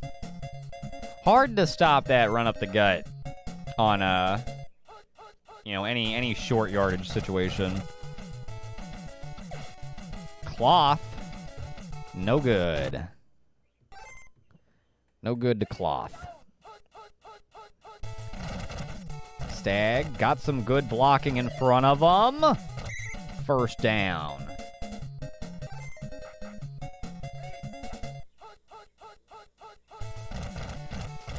Here they come. Backwards they go. And Golden's got him. Got their number twice in a row. Roll out. Oh, yeah. Got good coverage downfield. That's intercepted. No! Wow, what a catch. I was calling interception. I did not like the look of that throw at all, but Quarrel is a quality receiver. Now Stag has the touchdown on the right side. They're in the ball game once again. The Chris Jinx. That was a needle through a thread, or vice versa. 4-point ball game once again. I don't know. That was a crazy catch.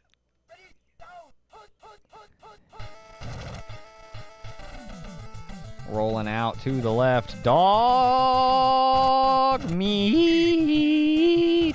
What a catch. They don't have an answer for that. They're able to play to Goris somewhat, but they do not have an answer for Dog Meat. Oh man, Dog Meat's gonna answer himself.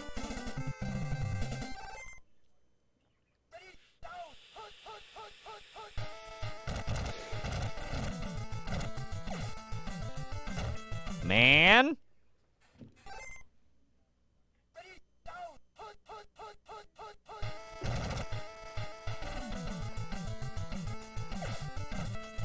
Evil Cube. Got it.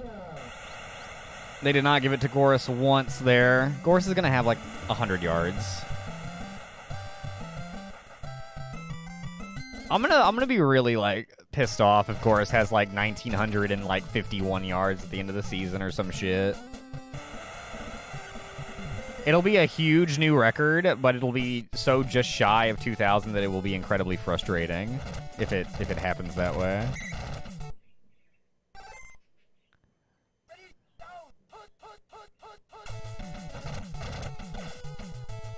Risky pass off the blitz.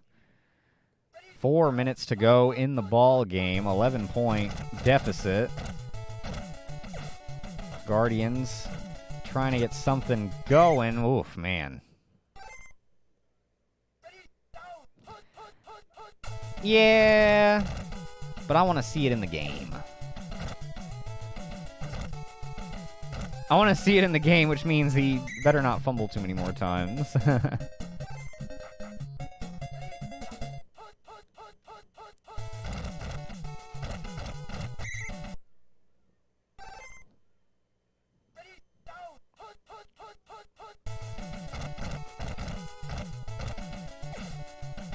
Oh, man.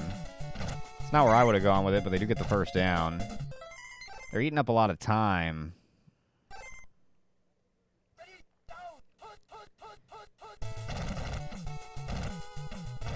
Oh, wow. I do not know how he slipped through that line of bodies. I do not know. That was pretty sick. I mean, they're in it. They're in it. They going onside? They are not. What? Interesting play here. Interesting play here. Yeah, I think Last Egg might be hacking. We're going to need to investigate him. They give it to Evil Cube, who does a good job eating up some time. Guardians frantically calling timeouts.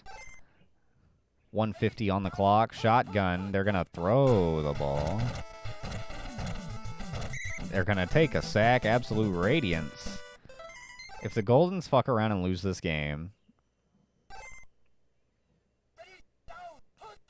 I will laugh and laugh and laugh. Oh my god. Ward Malaya! Oh man. Recovered by the Goldens. I have no idea who recovered it, but the Goldens do recover it. Malaya! Recovered by the Guardians! Traitor Lord! Back-to-back fumbles, and they can't get them both back. Oh, man, this is huge. Hornet has it. Oh, man. Oh, man. Oh, man! Oh, man! Touchdown, Guardians!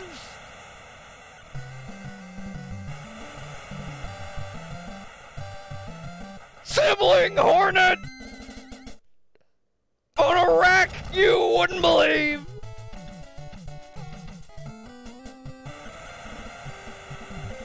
Holy crap, and then a good kickoff by Gorb that all but seals it. The Guardians get the win! Oh my god! Back-to-back fumbles, they lose it, and then, oh man!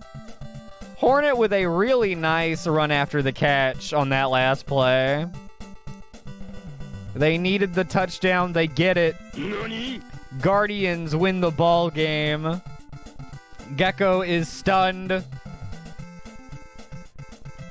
They are spilling toxic waste onto the field in protest. They are mad. Goris had 7 carries for 79 yards, putting DC2K in jeopardy. Good lord. Someone should have gone Guardians, I guess. You fools! My goodness. 31-28. The Goldens upset, and we have one undefeated team remaining, and it is the Starmen at 4-0. Goris only up to 811, so he needs a big day next week.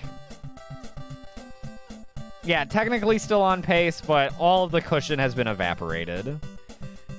And they actually gave him 2 more carries than last week. Guardians were just definitely playing run. And I mean... No, fuck that. They had to get lucky down there at the end. What the hell? They were down by 10. Or they were down by 11. They were down 28-17. What the hell happened? They even kicked it deep after getting it up to 28-24. All according to Keikaku. What the hell? SGFL E week 4. I don't even know. Goldens did that classic thing where they just stop handing it to Goris at one point.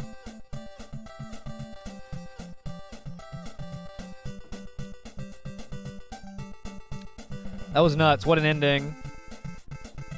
What an ending. Blue, you get lucky. No one went Guardian, so you get your points back, but the Guardians get the dub. They'll take it.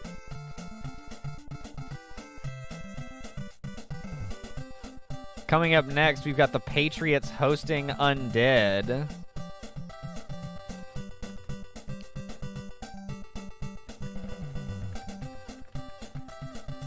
I've got the Pats in this one, but starting to wonder how good my vote is.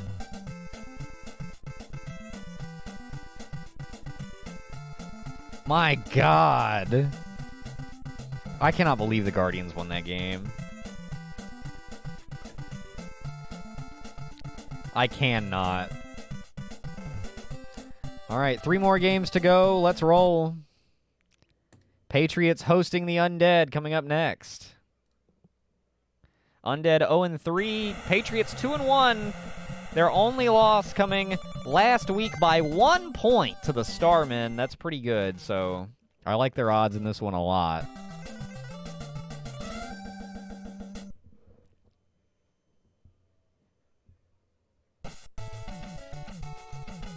Mess Sandwiches out of Emo Fergie University. Kicking it off for the Pats, and we are underway. Good coverage down the field, and the Undead have to start from the 9. Vampire Survivor stepping up into a sack by Ban Mill. Man, dude, I've seen Ban Miles, Ban Mile, and Ban Mill today. All making plays and having their name called on a Tuesday evening. Oswald, nice run, gets him out of the danger zone. Oswald been doing his thing for the team since Season 3 when they came into the league. He was an OG for the Undead. I don't think he was originally a... Whoa! Floating into an interception. That was McNugget, who I believe was a Flareon in the Blue Nuzlocke. But,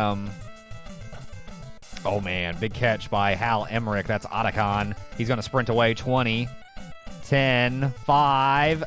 Catch him on the 1. No, Oswald. Anyway. Gray Fox, speaking of OG running backs, Gray Fox currently filling in for an injured,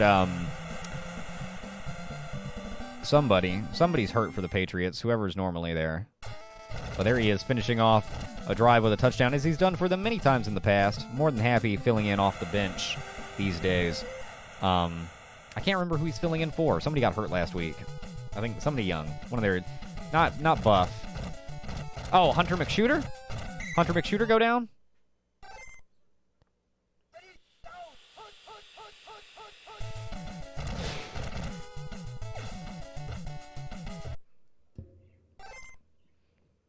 We'll see if the Undead can shake off that interception. Vampire Survivor, they, you know, they're the Joshua Dobbs of the SGFL. They've got a degree in engineering, and that's really all I can say about them.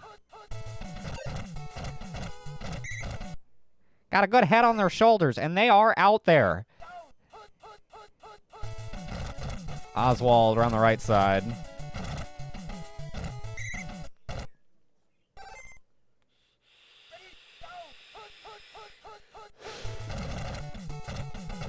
Oh, fumble. Recovered by Sadate. That's one of Wolf's. And that gets him a first down on a holy rolled. Oswald, I was singing your praises earlier, and now you're going to make me look a fool.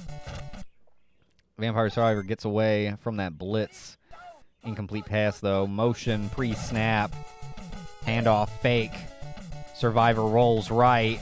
Waiting, dropping it into Oswald. Makes one miss, makes a second miss. Gets into a mob and goes down at the 13? Yeah. They're knocking on the door. Can they drop one in? Looking for Sodi 3. Oh, off target. Sodi 3 been a bright spot for the Undead offense, I would say. Made some pretty good catches, despite some whack-ass Vampire Survivor throws. Vampire Survivor is developing. I have a strange feeling in the back of my head that Vampire Survivor is going to end up backing up a much better quarterback in a couple of seasons. Crestfallen Warrior receiving the touchdown pass over the middle here. Vampire Survivor scoring the touchdown for the Undead, and this extra point by Automatic Earl sails on through, and we are tied here in Foxhound. That's on Shadow Moses Island. Gray Fox to return. Now, if it was me, I wouldn't have, my return man in my starting lineup. It's too much risk of getting hurt. But hey, when you're already a man down, sometimes you got to make adjustments. Looking for Naomi. Good defense down the field. Patriots have averaged, I think, over 40 points a game. Let me just double check on that. Uh-huh. Oh, no, I'm super wrong, because they scored only 27. Who was that? No! Scorch Montrip is down! Oh, that's it for the Pats. You can turn them off. Kryle as Gryle comes in. Rookie quarterback, first-round pick. Scorch Montrip is sacked and slow to get up. Training staff have to help him off the field, and they are punting only a couple plays later.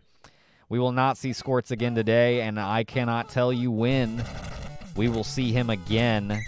It could be next week. It could be weeks and weeks and weeks from now. It could be as late as week 9, depending on how bad it is. I really hope Scorch's season isn't over. I hope it is a minor injury. That really sucks. That really, really sucks. That just put the Undead in the driver's seat for this one as far as I'm concerned. Because Kryle is bad. The Patriots' backup quarterback is bad, dude. Oh, no! Donut Bungus is down. Injury bug. Injury bug's in the air. They're playing on bad turf. It's not good. Although Joshua Graham checks in. He hasn't gotten many reps. We'll go to Oswald here. My God. Scorch Montrip going down, though. That is really...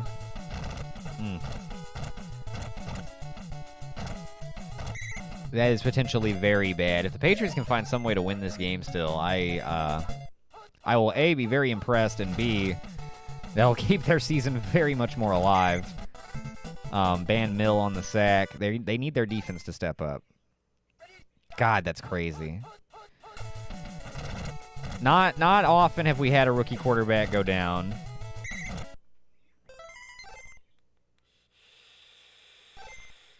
Thankfully. But, man, and he's been having a good season, too.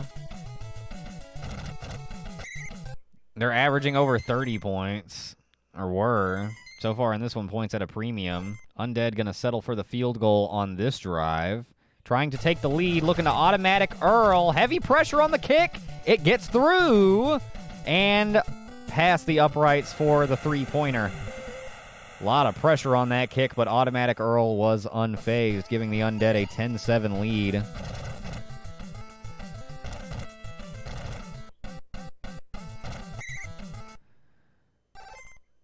Now we'll see what Kryl can do with a full set of downs. Hand it off to Gray Fox. There you go. That's a good plan. Fumble. Uh-oh. Oh, bouncy, bouncy, bouncy, bouncy, bouncy, bouncy. Bouncy, bouncy. Finally recovered by the Undead. They're going to get another kick. Automatic Earl comes back on out. It's a long one. Oh, my. It's good. That'll give them a 6-point lead heading to the locker room. What in the world? Wow, man. The momentum swing in here is crazy, dude. I have never heard Shadow Moses Island so quiet. They do get ball first. Man, they need it. The wind has been sucked out of the place. Momentum's going Undead's direction. Earl Givlet's about to be the MVP. Asgrile stepping up, taking off, getting the first. No, they'll call him just short. Okay.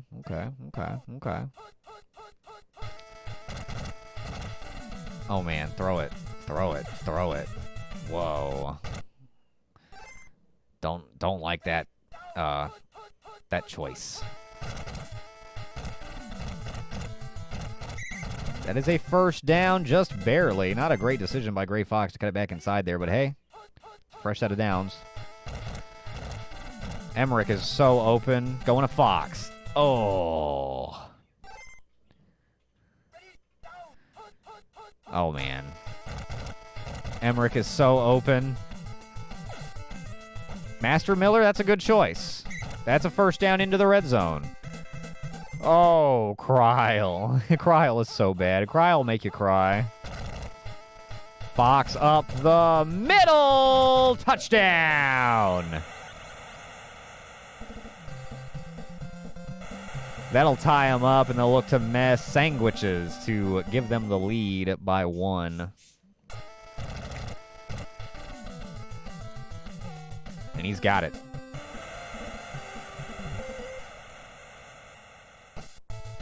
Coming up tonight, we still have Billy's at Stars and Souls at Imposters for our primetime event.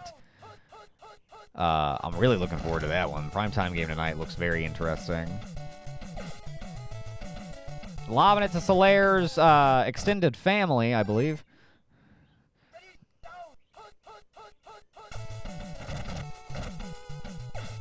Oswald has it. Oh, makes a dodge. Gets away! Wow! I cannot believe he got away on that. I thought they'd at least stop him a little short. Somehow Oswald has just enough speed to outrun everybody, even if only by inches. And that will give Undead the lead by 6 once again. Man, that was huge. Undead looking for their first win, and a win over the Patriots. Oh, my God, Fumbleia. They do get on top of it. I don't know who. We'll never know. Kryl tosses to Fox. Good lane on the right side. Good blocks. Good dodge. 30. They're in pursuit. 20. Still going! Down to the 8. First and goal, Patriots. What an extra 10 yards off of that final broken tackle. What an effort play there at the end. My God. Gray Fox. Never should have taken him out of the starting lineup. Give it to Buff. I want to see some Buff Chunklets action. Gray Fox. Looking so good on that earlier play, and now looking like a dummy in the flat, wide open, and can't reel it in. They're going to throw it. Trying to hit. Chunklets can't do it. And they will have to kick a field goal. Sandwiches to bring them within 3. This should be a chip shot, easy peasy. Shorter than an extra point, for crying out loud. And they tried everything they could to miss it, but no, they make it. 20-17 as we head to the 4th quarter. Patriots to kick it away. A very so-so kickoff. Some pretty good coverage. 36-yard line is where they will start. Pressure coming. They bring them down. Loss of 3. Patriots defense needs to make the stand. Here they come again. Pass away. Oh, wow. Soler in double coverage on the floaty. Crestfallen Warrior in the middle, wide open. Gets him to the 31. Matriculate, matriculate, matriculate. They score a touchdown here. It is virtually over. Handoff. Joshua Graham, lots of room. First down.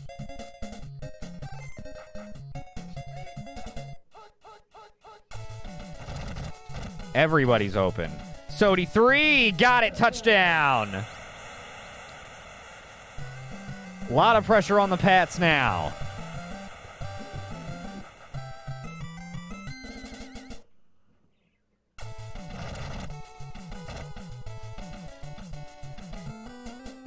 A lot of pressure on the Pats now.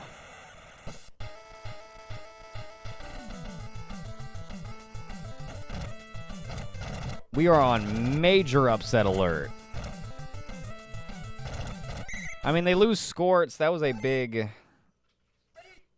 Like, they lost Skorts when it was tied 7-7. That was a huge shift. Emmerich has it. First down. Big first down. They gotta go. 2.5 minutes left. They gotta score a touchdown like yesterday and then get an onside. Emmerich. He's got him. He's got him. He's got him. Touchdown, Patriots. Right when they need it. I'll tell you what, Kryl is better than he was last season when he had to fill in for an injured Solid Snake.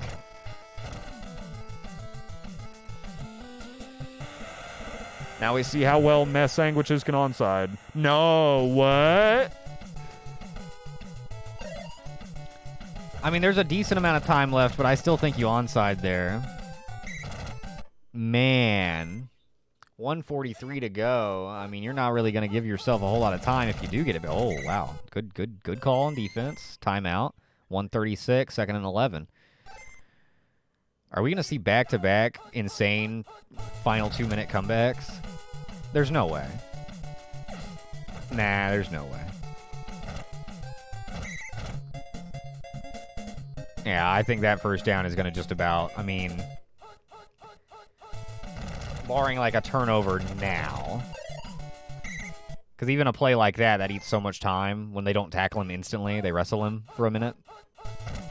Here they come. 3rd and 12. I mean, and they have a timeout to spare. 48 seconds. I think they still need that turnover really bad. Oh, wow. They're back there. Oh, they're all over the ball. They get the punt. Oh, I think that's a good punt. I think they're going to have to return it. Yup, that is a good punt. That's going to eat more time. They get one play from their 12. It's over. And you're going to run it up the middle. You've given up. Oh, man. Buff Chunklets isn't going to go 88 yards. No, they're not. They're cool. They're not that cool. 27-24 Undead with the upset victory on the road. Patriots nearly bring it back, but they cannot. Vampire Survivor has a hell of a day, despite. But another really good game. This week has been another week of pretty solid games. The last 3 have been really entertaining.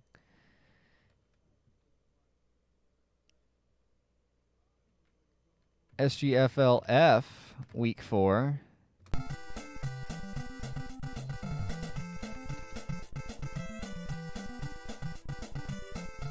Coming up next, we have our penultimate matchup. We've got the Stars hosting the Billies.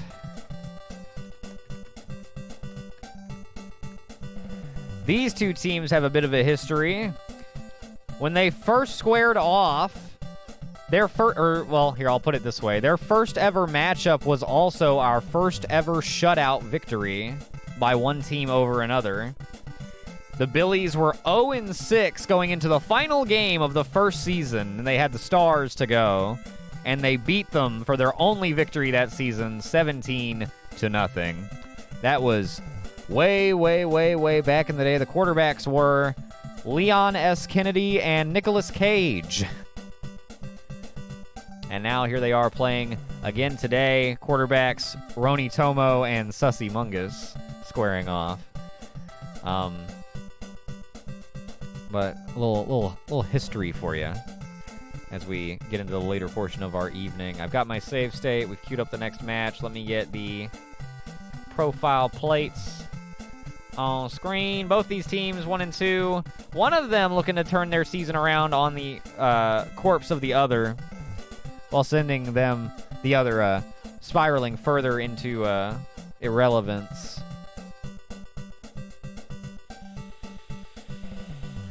I have the Billies picked, but I think my picks are... I think I'm like 2 and 4 tonight. So, man, Chris picks are terrible.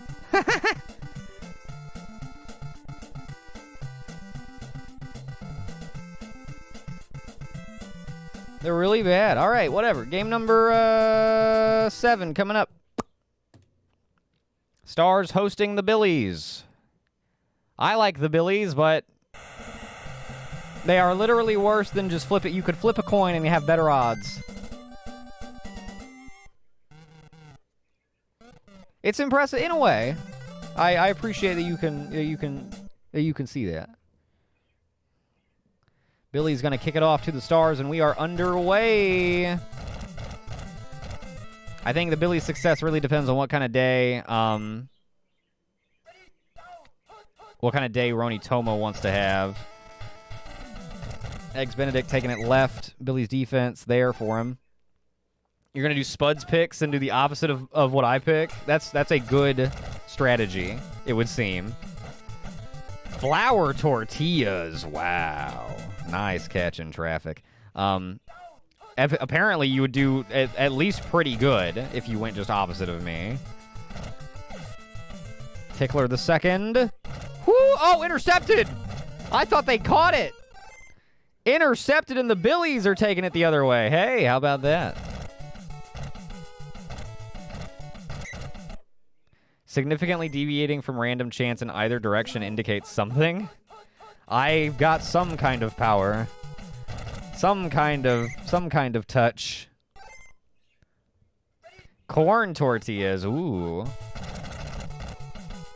Wow. Huge stand by the Stars defense on 3rd and 1, and they force a punt. Recover from that interception well.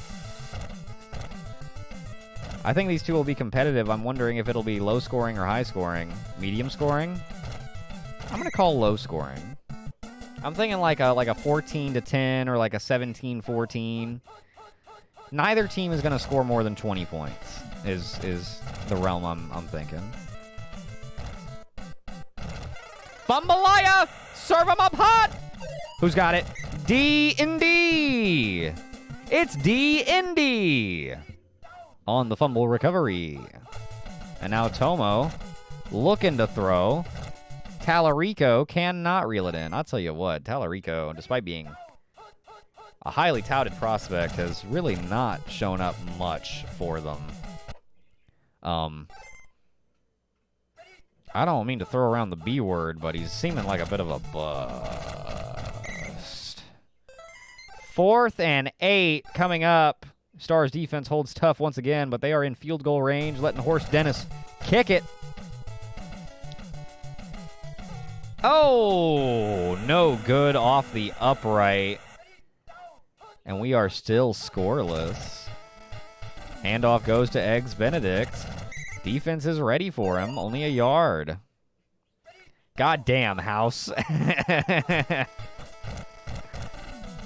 Yeah, horse. Bad throw. Wasn't really anywhere to go, though. I cannot believe Sussy Mungus is still here. Oh, here they come. Sleeve McDykel on the sack. 4th and 17, and they are going to punt it away. It has been a punt fest in the first quarter.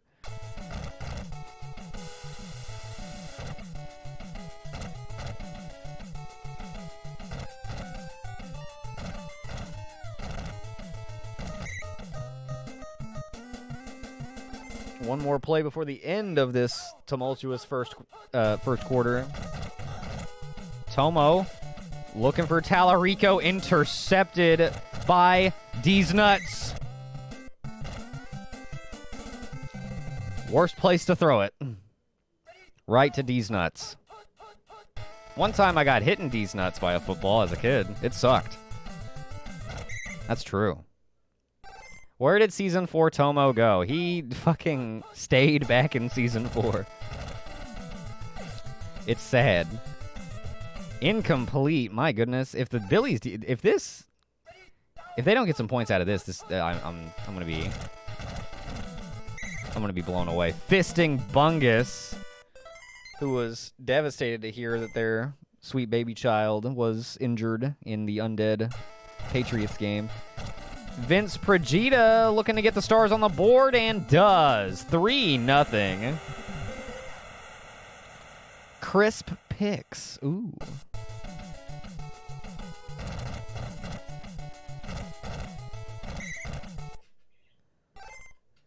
Oh, I just realized this is Swiss Tickler versus Swiss Tickler the Second,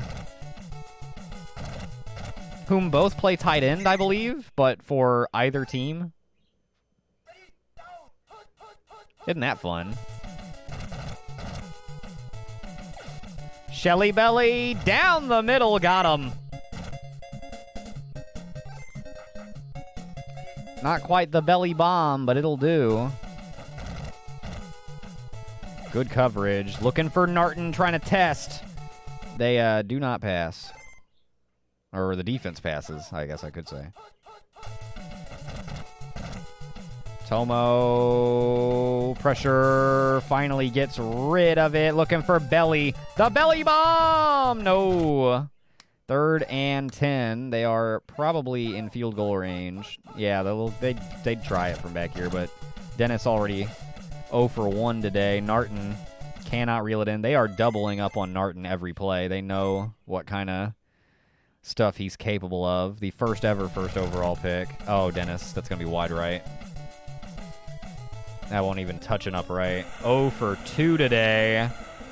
Billies could have the lead if Horse Dennis could just get on target. Bellick. Nice catch.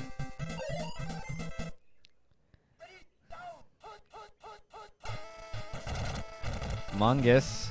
Pressure on him from behind. It's Fisting Mungus with 2 sacks today. Stay on target.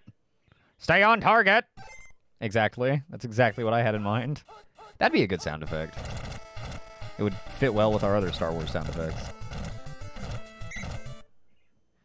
Decent run on the left side. 3rd and 4. Only 90 seconds to go in this first half. It's been a tightly contested first half. Fisting Bungus with 3 sacks now. Does that put them out of field goal range? They say, nah, we're going to let Vince try it. From way the hell back. Ooh, that's a decent try. Woo! Off the upright, no good. That had a chance. That was a decent try.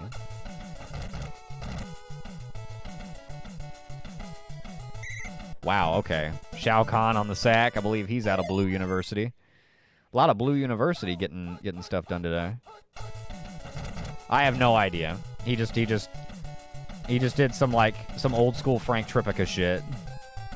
Tallarico. Whoa! Tommy T! Tommy T! Touchdown! Tommy Tommy Tallarico. And that will give the Billies the lead. A huge catch and then an even huger run after the catch, and they get in the end zone right before the half. If he had gone down, they would have brought out the field goal unit, so that was really huge. Is that his first time actually getting in the end zone? He has been within 5 yards of the end zone like 3 different times and fumbled. He's lucky nobody touched him there. Onsen Sweeney going down. These kick returns, they are deadly. Stars with a final play before we head to the locker room. 7-3 the score. And it will remain so. A very tightly contested game between these two teams so far. If you're a Billies fan, you gotta be liking what you're seeing. They lead, but they could be up 13-3. If Horst Dennis was on target, they get the ball first here to start the second half. That's huge. Tommy Tallarico's first TD. That's a big kickoff. They are there, man.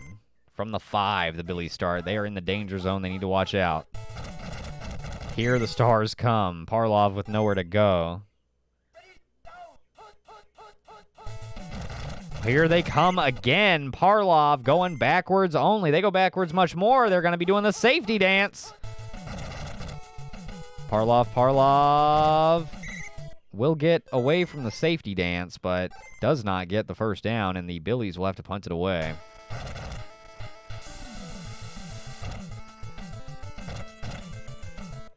Hugh Heff back to return.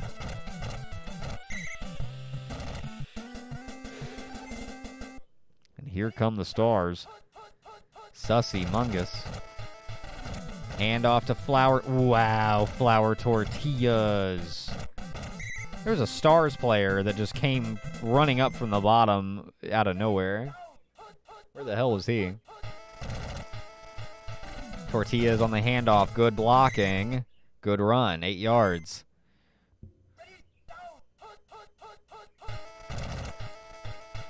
Oh, Mungus avoids the sack twice and throws an interception. Oh, my goodness. Quarterbacks in this game and it looking cool avoiding a sack, only to look dumb throwing the ball. Tomo just going to stand there and take another sack from Shao Kahn. They must be friends. Bologna sandwich. That's pretty good. My bologna. My bologna.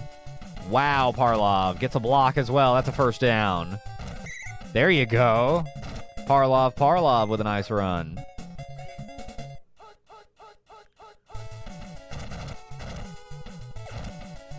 Tallarico fumbles into the hands of Shao Kahn, who's having a day. Returns it all the way to the 25. Oh, man. Tommy Tallarico with a number. Tommy Tallarico is the new Mr. X. Fumble! Billy's get it back!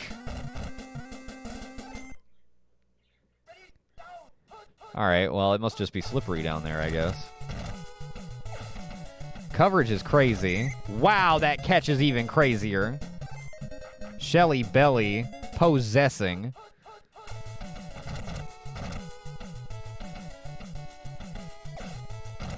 Narton, that's out of bounds.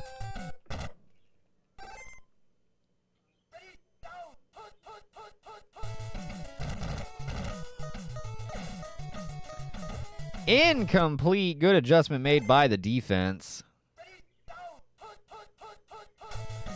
That's true. Mr. X was a lot better. I'm just saying he fumbled a lot. Parlov. Got it. Touchdown. There's a running back you can rely on. And the Billies extend their lead to 2 scores with that. Mr. X also, I think, holds the record still for longest rushing touchdown. I think.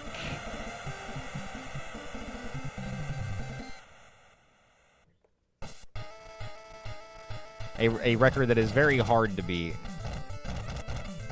97 yards. Because it's so unlikely to not be caught from behind with the way the defense's acceleration works.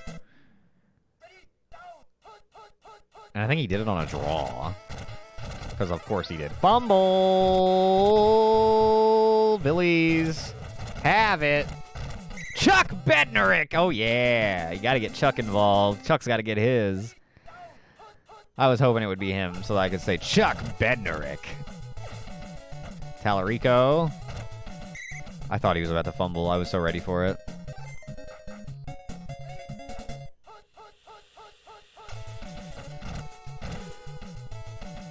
Belly. Parlov. Incomplete. Hut.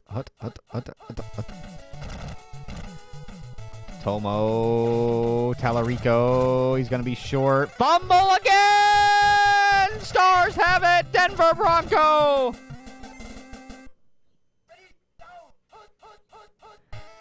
Tommy Tallarico needs to get benched, yo. Tommy Tallarico's like, oh, no way. Fisting Mungus with their 4th sack. Knock Sussy Mungus out the game. And Spider-Mans will check in at quarterback. Spider-Mans, who holds the record for most interceptions in a single game with 5. Yeah, that's about right.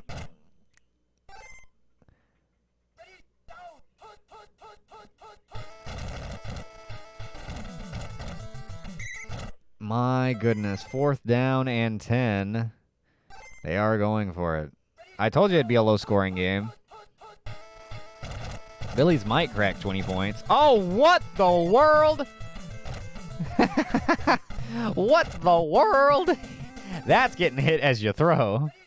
Incomplete pass, and the Billies will take over. That looks nuts. Space Ghost. That's a pretty good one. Tallarico, touchdown. Tommy Tallarico with 2 touchdowns today. Hey, there you go. Also has 2 fumbles, but hey, you know, they didn't give up on him. This was a sloppy, weird-ass kerfuffle of a game that the Billies somehow managed to ultimately come out looking dominant in. So they overcame plenty. They missed 2 field goals. They fumbled it away a couple of times. Other shit. They also got some turnovers go their way, but yeah, I don't know, man. This one was a weird one.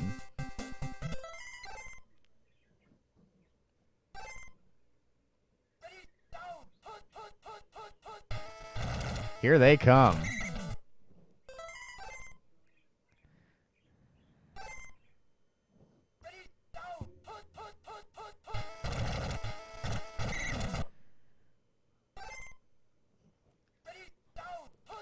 So that'll put this will put the Billies on back-to-back wins, both of which they score 21 points in.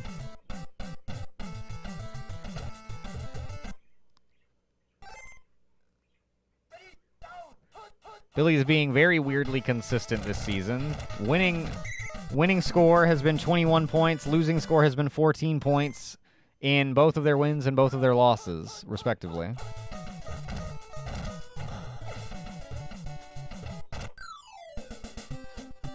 (21-3), Billies dominate the Stars.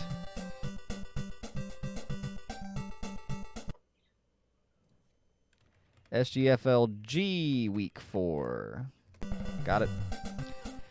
Dingleberry. I think we have somebody called Dingoberry, don't we?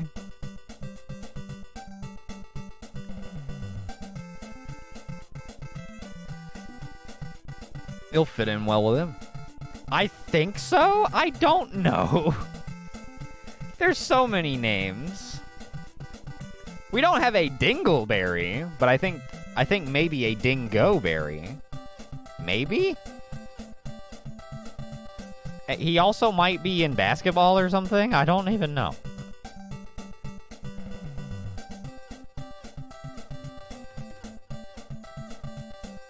No action.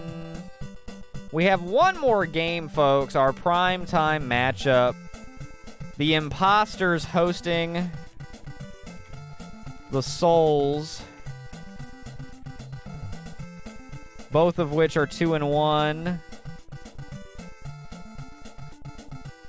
And I think it should make for a very interesting primetime matchup. I'm looking forward to this one.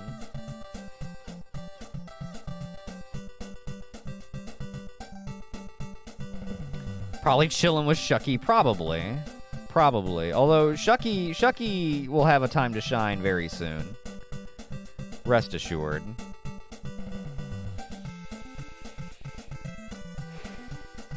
That'll do it for Billy's Stars. Billy's rock and roll to a 21-3 win in what was, as I said, a very sloppy game. But, hey, they'll take it. They're up to 2-2. Stars fall to 1-3. And we have a final game before we get into team rankings and league statistical leaders for the evening, or before we wrap up with that info. So let's get down to the primetime matchup. Imposters versus Souls. Both 2-1. I have the Imps. The Imps are... I think maybe it's the Imps that are averaging 40 points a game. Let me see.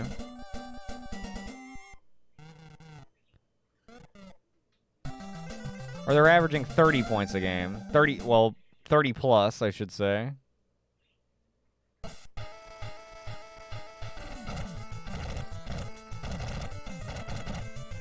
Actually, they are averaging 40 points a game. They've scored 35 twice and 45 once. They're averaging 40 points a game. The Imposters do not fuck around. They get the ball to start this game. Banana Man carries it for a first down. We are underway here on the Skeld. Imposters back in their purple. Looking really good. The Imposters look so fucking sexy. Their blackouts look great, and their all perps look great.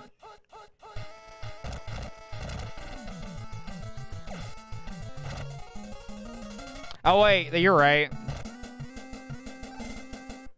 Yeah, that doesn't average the way I said. Well, still, averaging 38 points a game. I see Nico Teen showing off a vintage form of himself, throwing an interception here.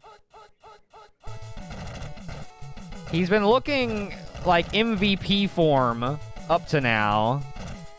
Is he due for a bad game? I would hope not. For the Imposters' sake. Although the Souls rocking and rolling, already on the 17. Frisk dropping back. Looking for Napstablook. Laying out with a defender worn as a raincoat. Touchdown, Souls, and they strike first. That was huge. What a catch.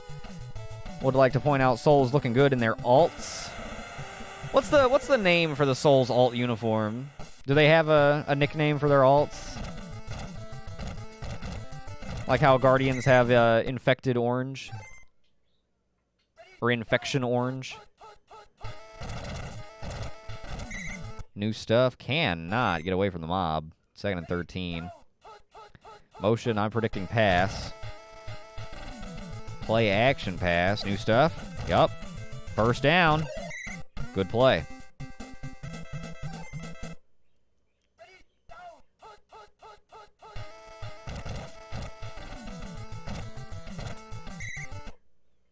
Don't know? Yeah. if there's not one, that's fine. But, they are in their alts, and they are looking good. Washwell on the sack. Man, O-Teen holding it just a little too long. Was trying to... I think he was going to uncork it for Flex Hooligan. Who is open here. No, that's New Stuff, who's unable to stretch out for it. It kind of sails out of bounds, and the Imposter's going to have to punt it away.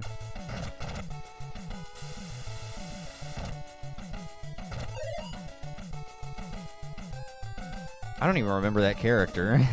Is that a character? I don't even remember them. It's been a long-ass time. Oh! Holding the ball way too long. Max, Fight Master, on the sack. Oh, a hidden one. Oh, maybe I didn't meet them. I did a pretty... well, the playthrough I finished was pretty... Interception pot!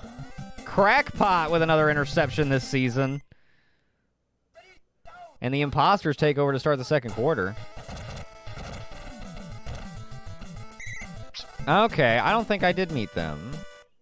I did a pretty extensive pacifist run when I did beat it. That was the only time I beat it. So if it's like locked behind genocide stuff or whatever, I didn't finish my genocide run.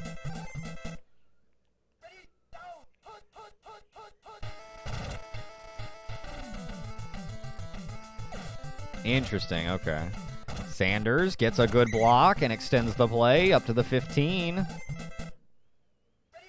I think the Imposters are starting to click a little bit on offense. Had a rough first quarter, looking to shake it off. Banana Man, got it.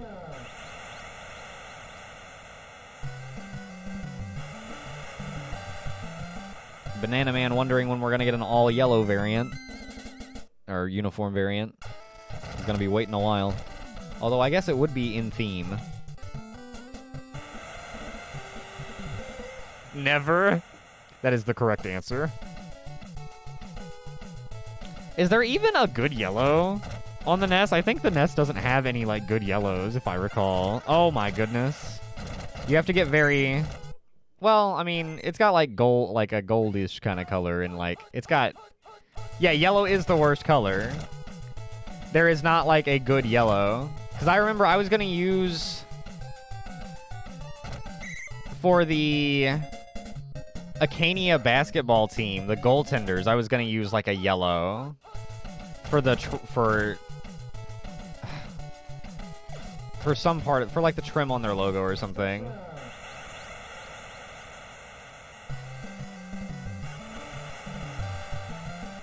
But, yeah, I was going to... But I didn't... It didn't work as well. With the Defender's outfit, it actually does look like... It looks like yellow. But I think the blue is doing a lot of work. Souls answer the Imposters' touchdown with a touchdown of their own and take the lead back once again. But yeah. No, I thought I remembered that from last time I was fucking around with the NES palette, and I will be doing it again in coming months when we do SGBA expansion, but probably no yellow teams with that either. But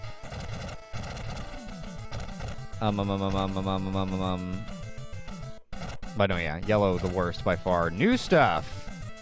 New Stuff extends the play with a broken tackle. Very nicely done.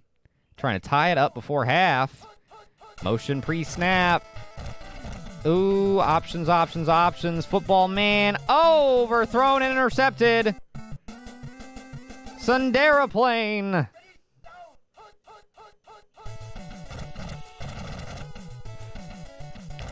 Undyne breaks a tackle and extends way down the middle of the field. They're in pursuit. Misses one. Tackled at the 30. That's field goal range. Chance to take a 10-point lead.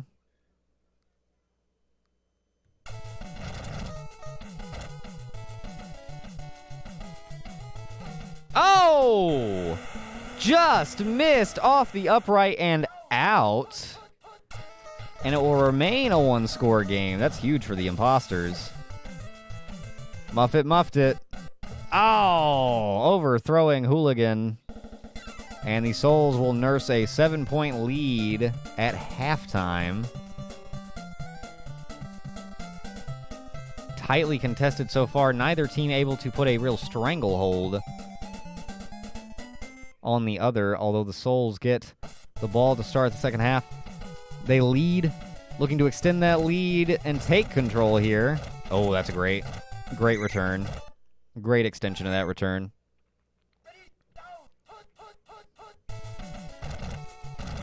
So many options open.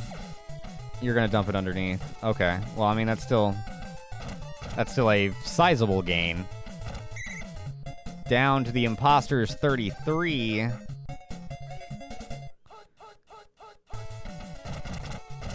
Good protection. Frisk has lots of time to throw it underneath. A risky throw, but Papyrus somehow makes the grab and gains 6 yards. Napstab looks open. Azriel. Wow, what a catch on the one. Fighting, and finally brought down. Undyne. Oh, yeah. On the edge. Got it. Touchdown, Souls. Pressure on the imposters. Can they handle it? I don't know, man. I don't know. I think they had to come back against Umbrella last week. IIRC, so not outside the realm of possibility. But O-Teen is having a rough game so far.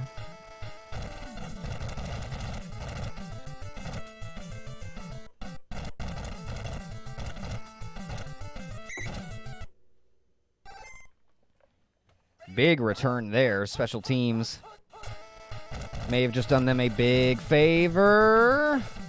Banana Man. Good cut. 20. Inside the 10 to the 8. First and goal. If the Imps can answer back quickly, that's good, but they need a stop on defense to go with it. New stuff is going to get there.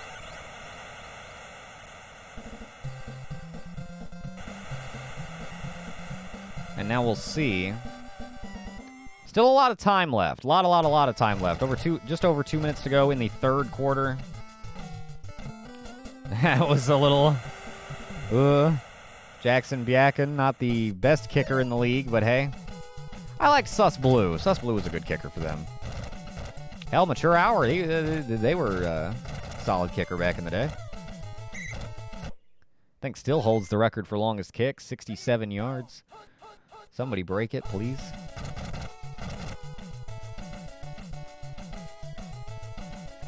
Frisk. Huge scramble. Gets them inside the 30. 1:01 to go in the third. Toss to Undyne. Imposters ready enough for it. Still 6 yards. I think this is another run. Oh, I'm wrong. Oh, or am I? Aha! Touchdown Souls on the QB keeper.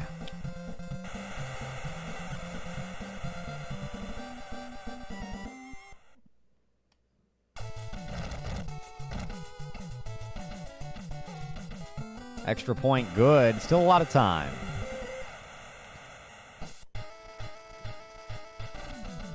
The instant double jinx. Oh, wow. Fumble by the imposters, recovered by the Souls, and returned to inside the 10. And the Souls start the fourth with first and goal. A 2-touchdown lead. Toss to Undyne, going left. Touchdown. Rip posters. Yeah, I think the Imps just cooked themselves with that one. That'll just about do it. Oh. Oh.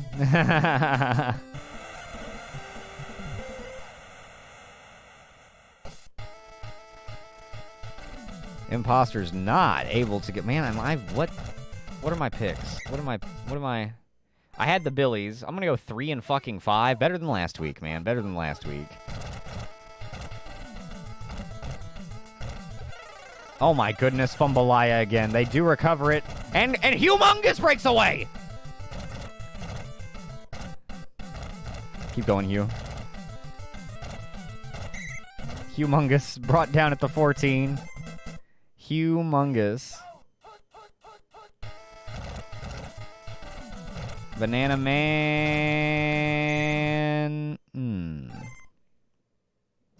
A humongous recovery. Ultimately, not really.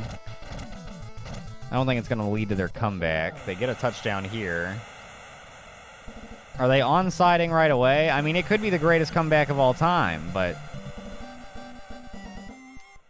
Man, I just don't know about that.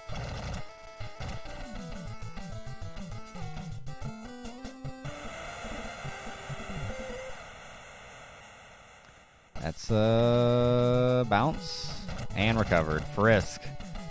Whoa. Oh, bad dives. First and goal, Souls. Well, I think you'd have to asterisk it. I was just thinking that. I think you'd have to either put an asterisk on it or make it its own sub-record, like greatest comeback to a tie, and then greatest comeback, just regular greatest comeback or greatest comeback to victory.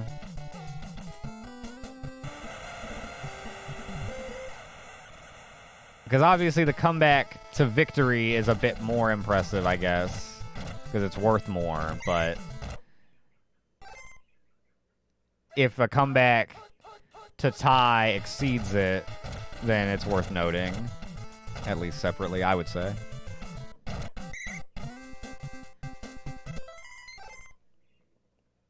Since it is an option. Hypothetically, it's not an option right now. The Souls showed the fuck up. They travel well in space. They are not afraid of the infinite dark. They were born in it, molded by it.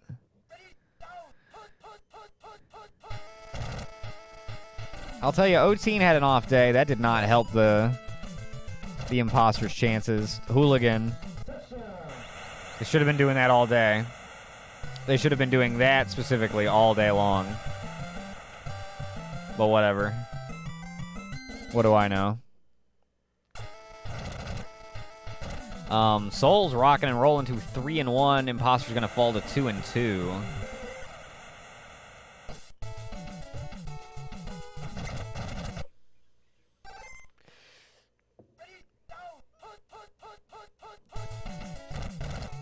Oh man. Peanut Butter Cup. Yeah, this game's just about over. Turn out the lights, the party's over. Thanks for coming, everyone. Undyne breaking through. Undyne wants some more. And they will run one more play. My God. That is a very delayed handoff. What in the world? Souls come to the imposters and whoop them 42-28. Handle their business. SGFL H week 4. That is all the states for this week. Settle up the prediction. Bada boom. And there you have it. That is week 4 of the SGFL, baby.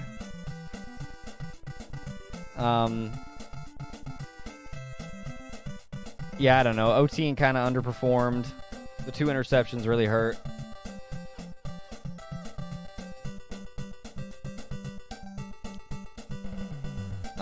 They still ultimately only lose by 14, but Souls looking strong, man. Souls looking strong. Let's move on past this. Let's take a look at our team rankings. Who's got the best offense in the league? It's the Starmen for best total offense. Worst total offense. The Billies. But they're 2-2, you know. They're turning it around.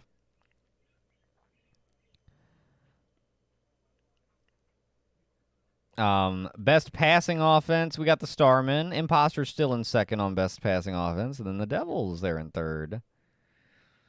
Indeed. I thought this week actually turned out quite well. Once again, going into this week, I was like not entirely sure. We had some big wins for teams looking for their first win. A couple of teams. We only have one undefeated team, and we only have one winless team left this season. Jets still winless, despite getting everybody back. The Dragons shellac them. Ghosts get back in the win column. Renegons back in the win column. Devils fall short against the Starmen. That was a good game. Guardians pull off the crazy last-second win over the Goldens. That was great.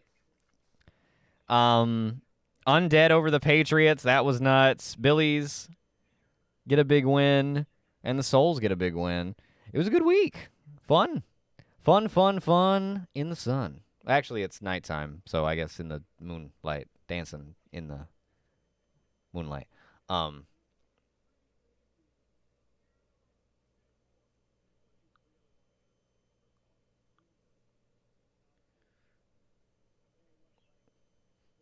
Someone modded Gen 3 Pokemon, so an NPC asks if you like Slugma, and gives you a berry if you say yes. What ROM is that? Worst passing, the Goldens, still.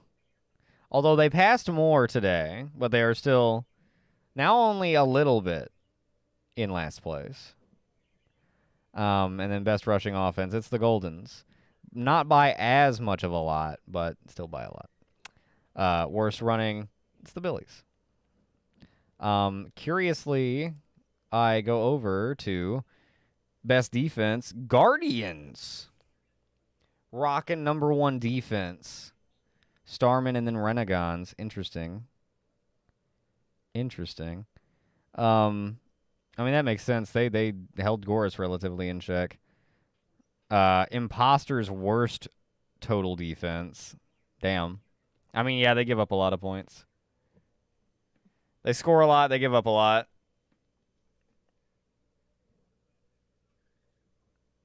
Wish you knew. Oh, okay.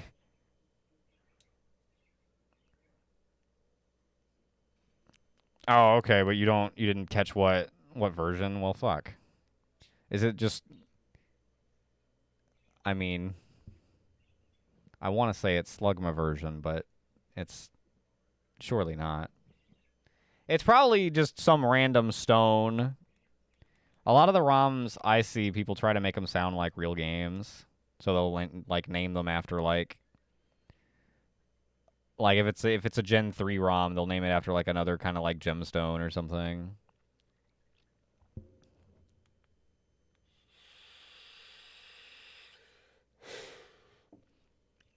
Best pass D, the Defenders, followed by Dragons and Imps. I find it interesting that the Imposters can have the worst total defense and a top 3 pass defense. Patriots with the worst pass defense. Patriots with the best running defense. And the Imposters with the worst rush defense, yeah.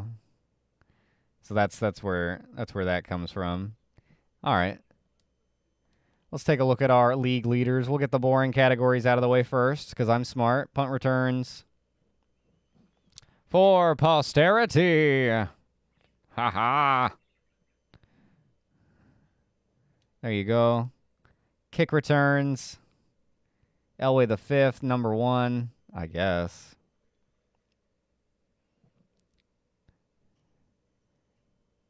There you go. Punting.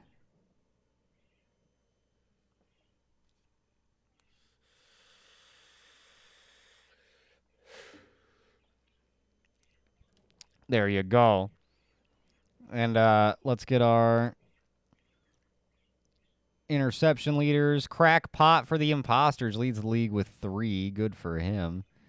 And then our sack leader, Sashimi for the Renegons, leads the league with 7. Elway the 4th and Malinrin both have 6, tied for second. They're right there. And then Bungus, also on the Billies, back and forth with 5.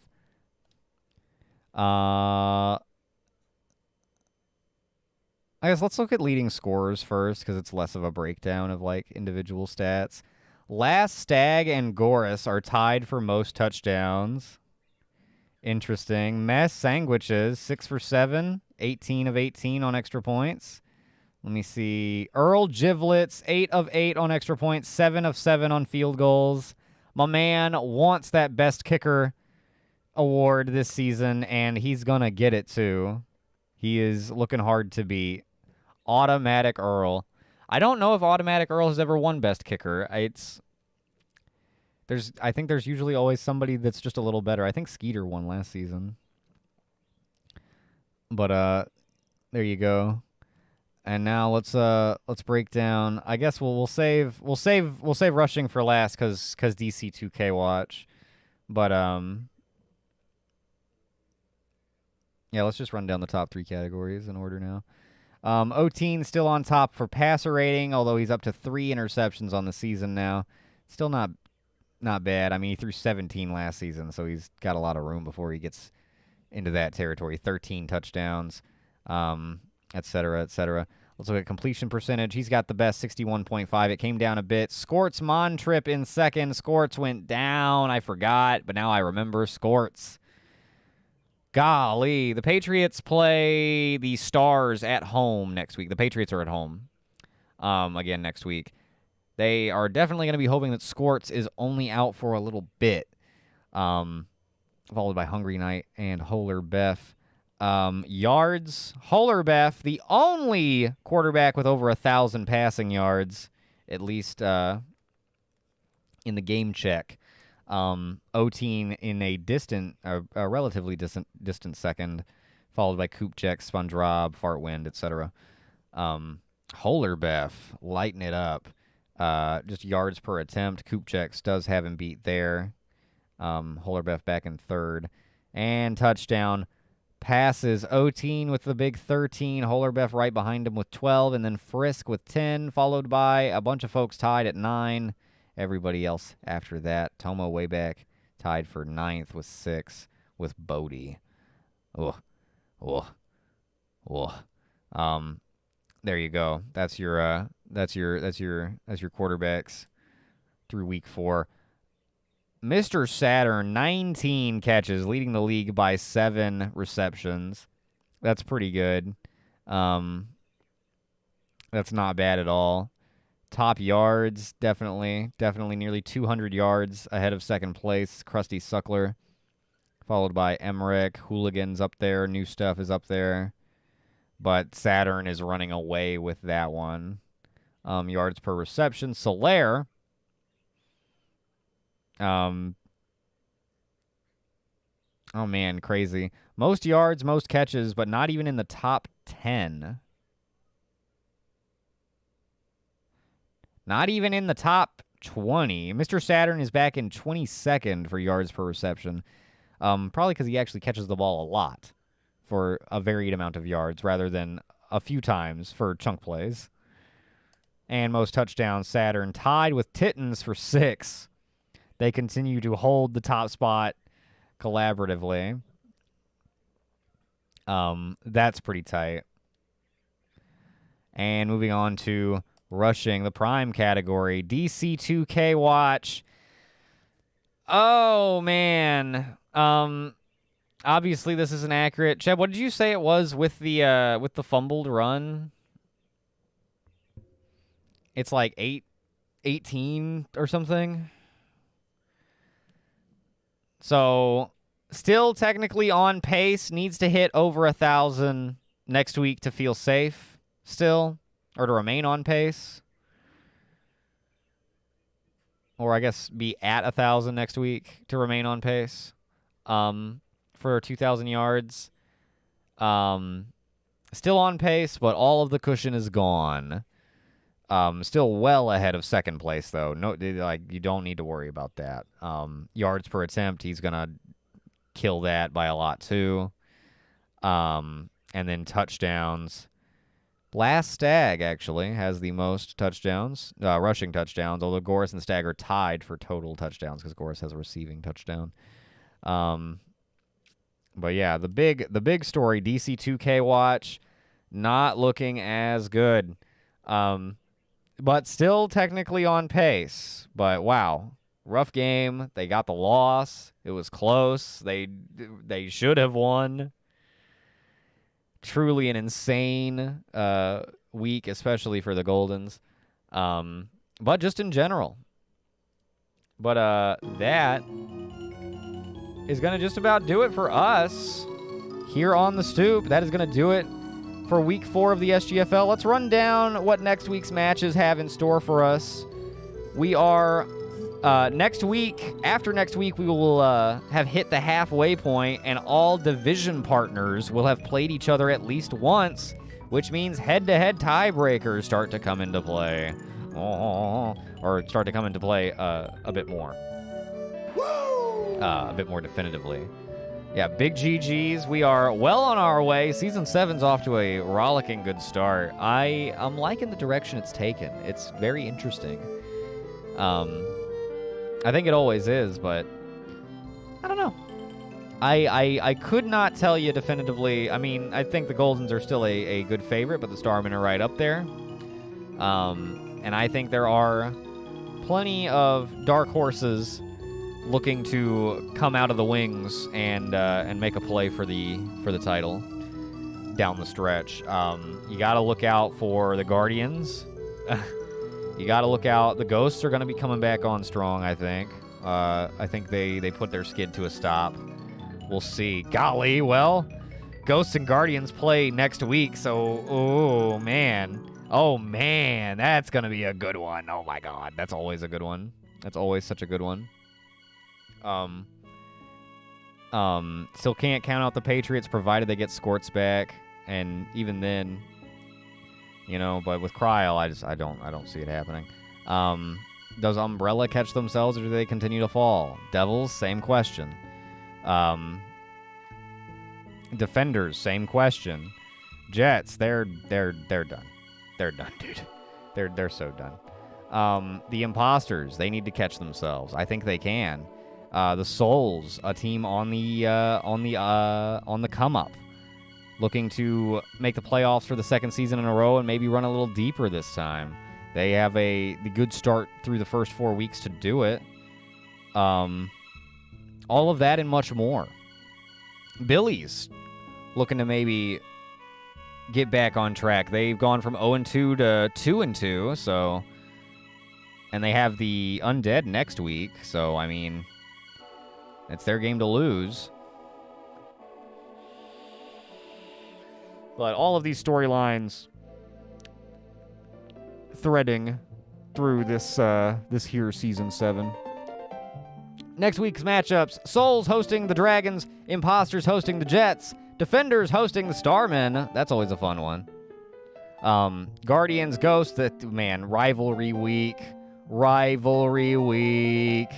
Undead host Billies, Patriots host Stars, Goldens host Umbrella, Renegons host Devils. So some obviously big matchups there. Defender Starman, always a good one. Guardians Ghosts, always a good one. And I'm sure the other matches will have some surprises, twists, turns, and excitement in store for us. But there you have it. That is going to do for this week of the SGFL. Thank you all very much for tuning in. It was a lot of fun. It was a good week. I enjoyed it. I hope you enjoyed it as well. We will be back for week 5, our halfway point. Next week. Next Tuesday, as a matter of fact. Should be a whole lot of fun. Let's shoot a raid over to Loki. Loki actually is running a baseball league with Out of the Park 24 that just had its playoff series last night, and my favorite team in his league won the playoff series. They were down in a 5-game series, 2-0, and they came back and won 3-2. They won 3 games in a row, and they are going to the Windsor Cup Finals, his equivalent of the World Series. So, pretty stoked on that. Go Del Stars. And let's give a fine stoop howdy ho to Loki. He's a good guy and a dear friend. So yeah. Thank you all once again for tuning in. Good week in the books, and we will be back once again next week for more good week. But until then, see you, Stoop Gang.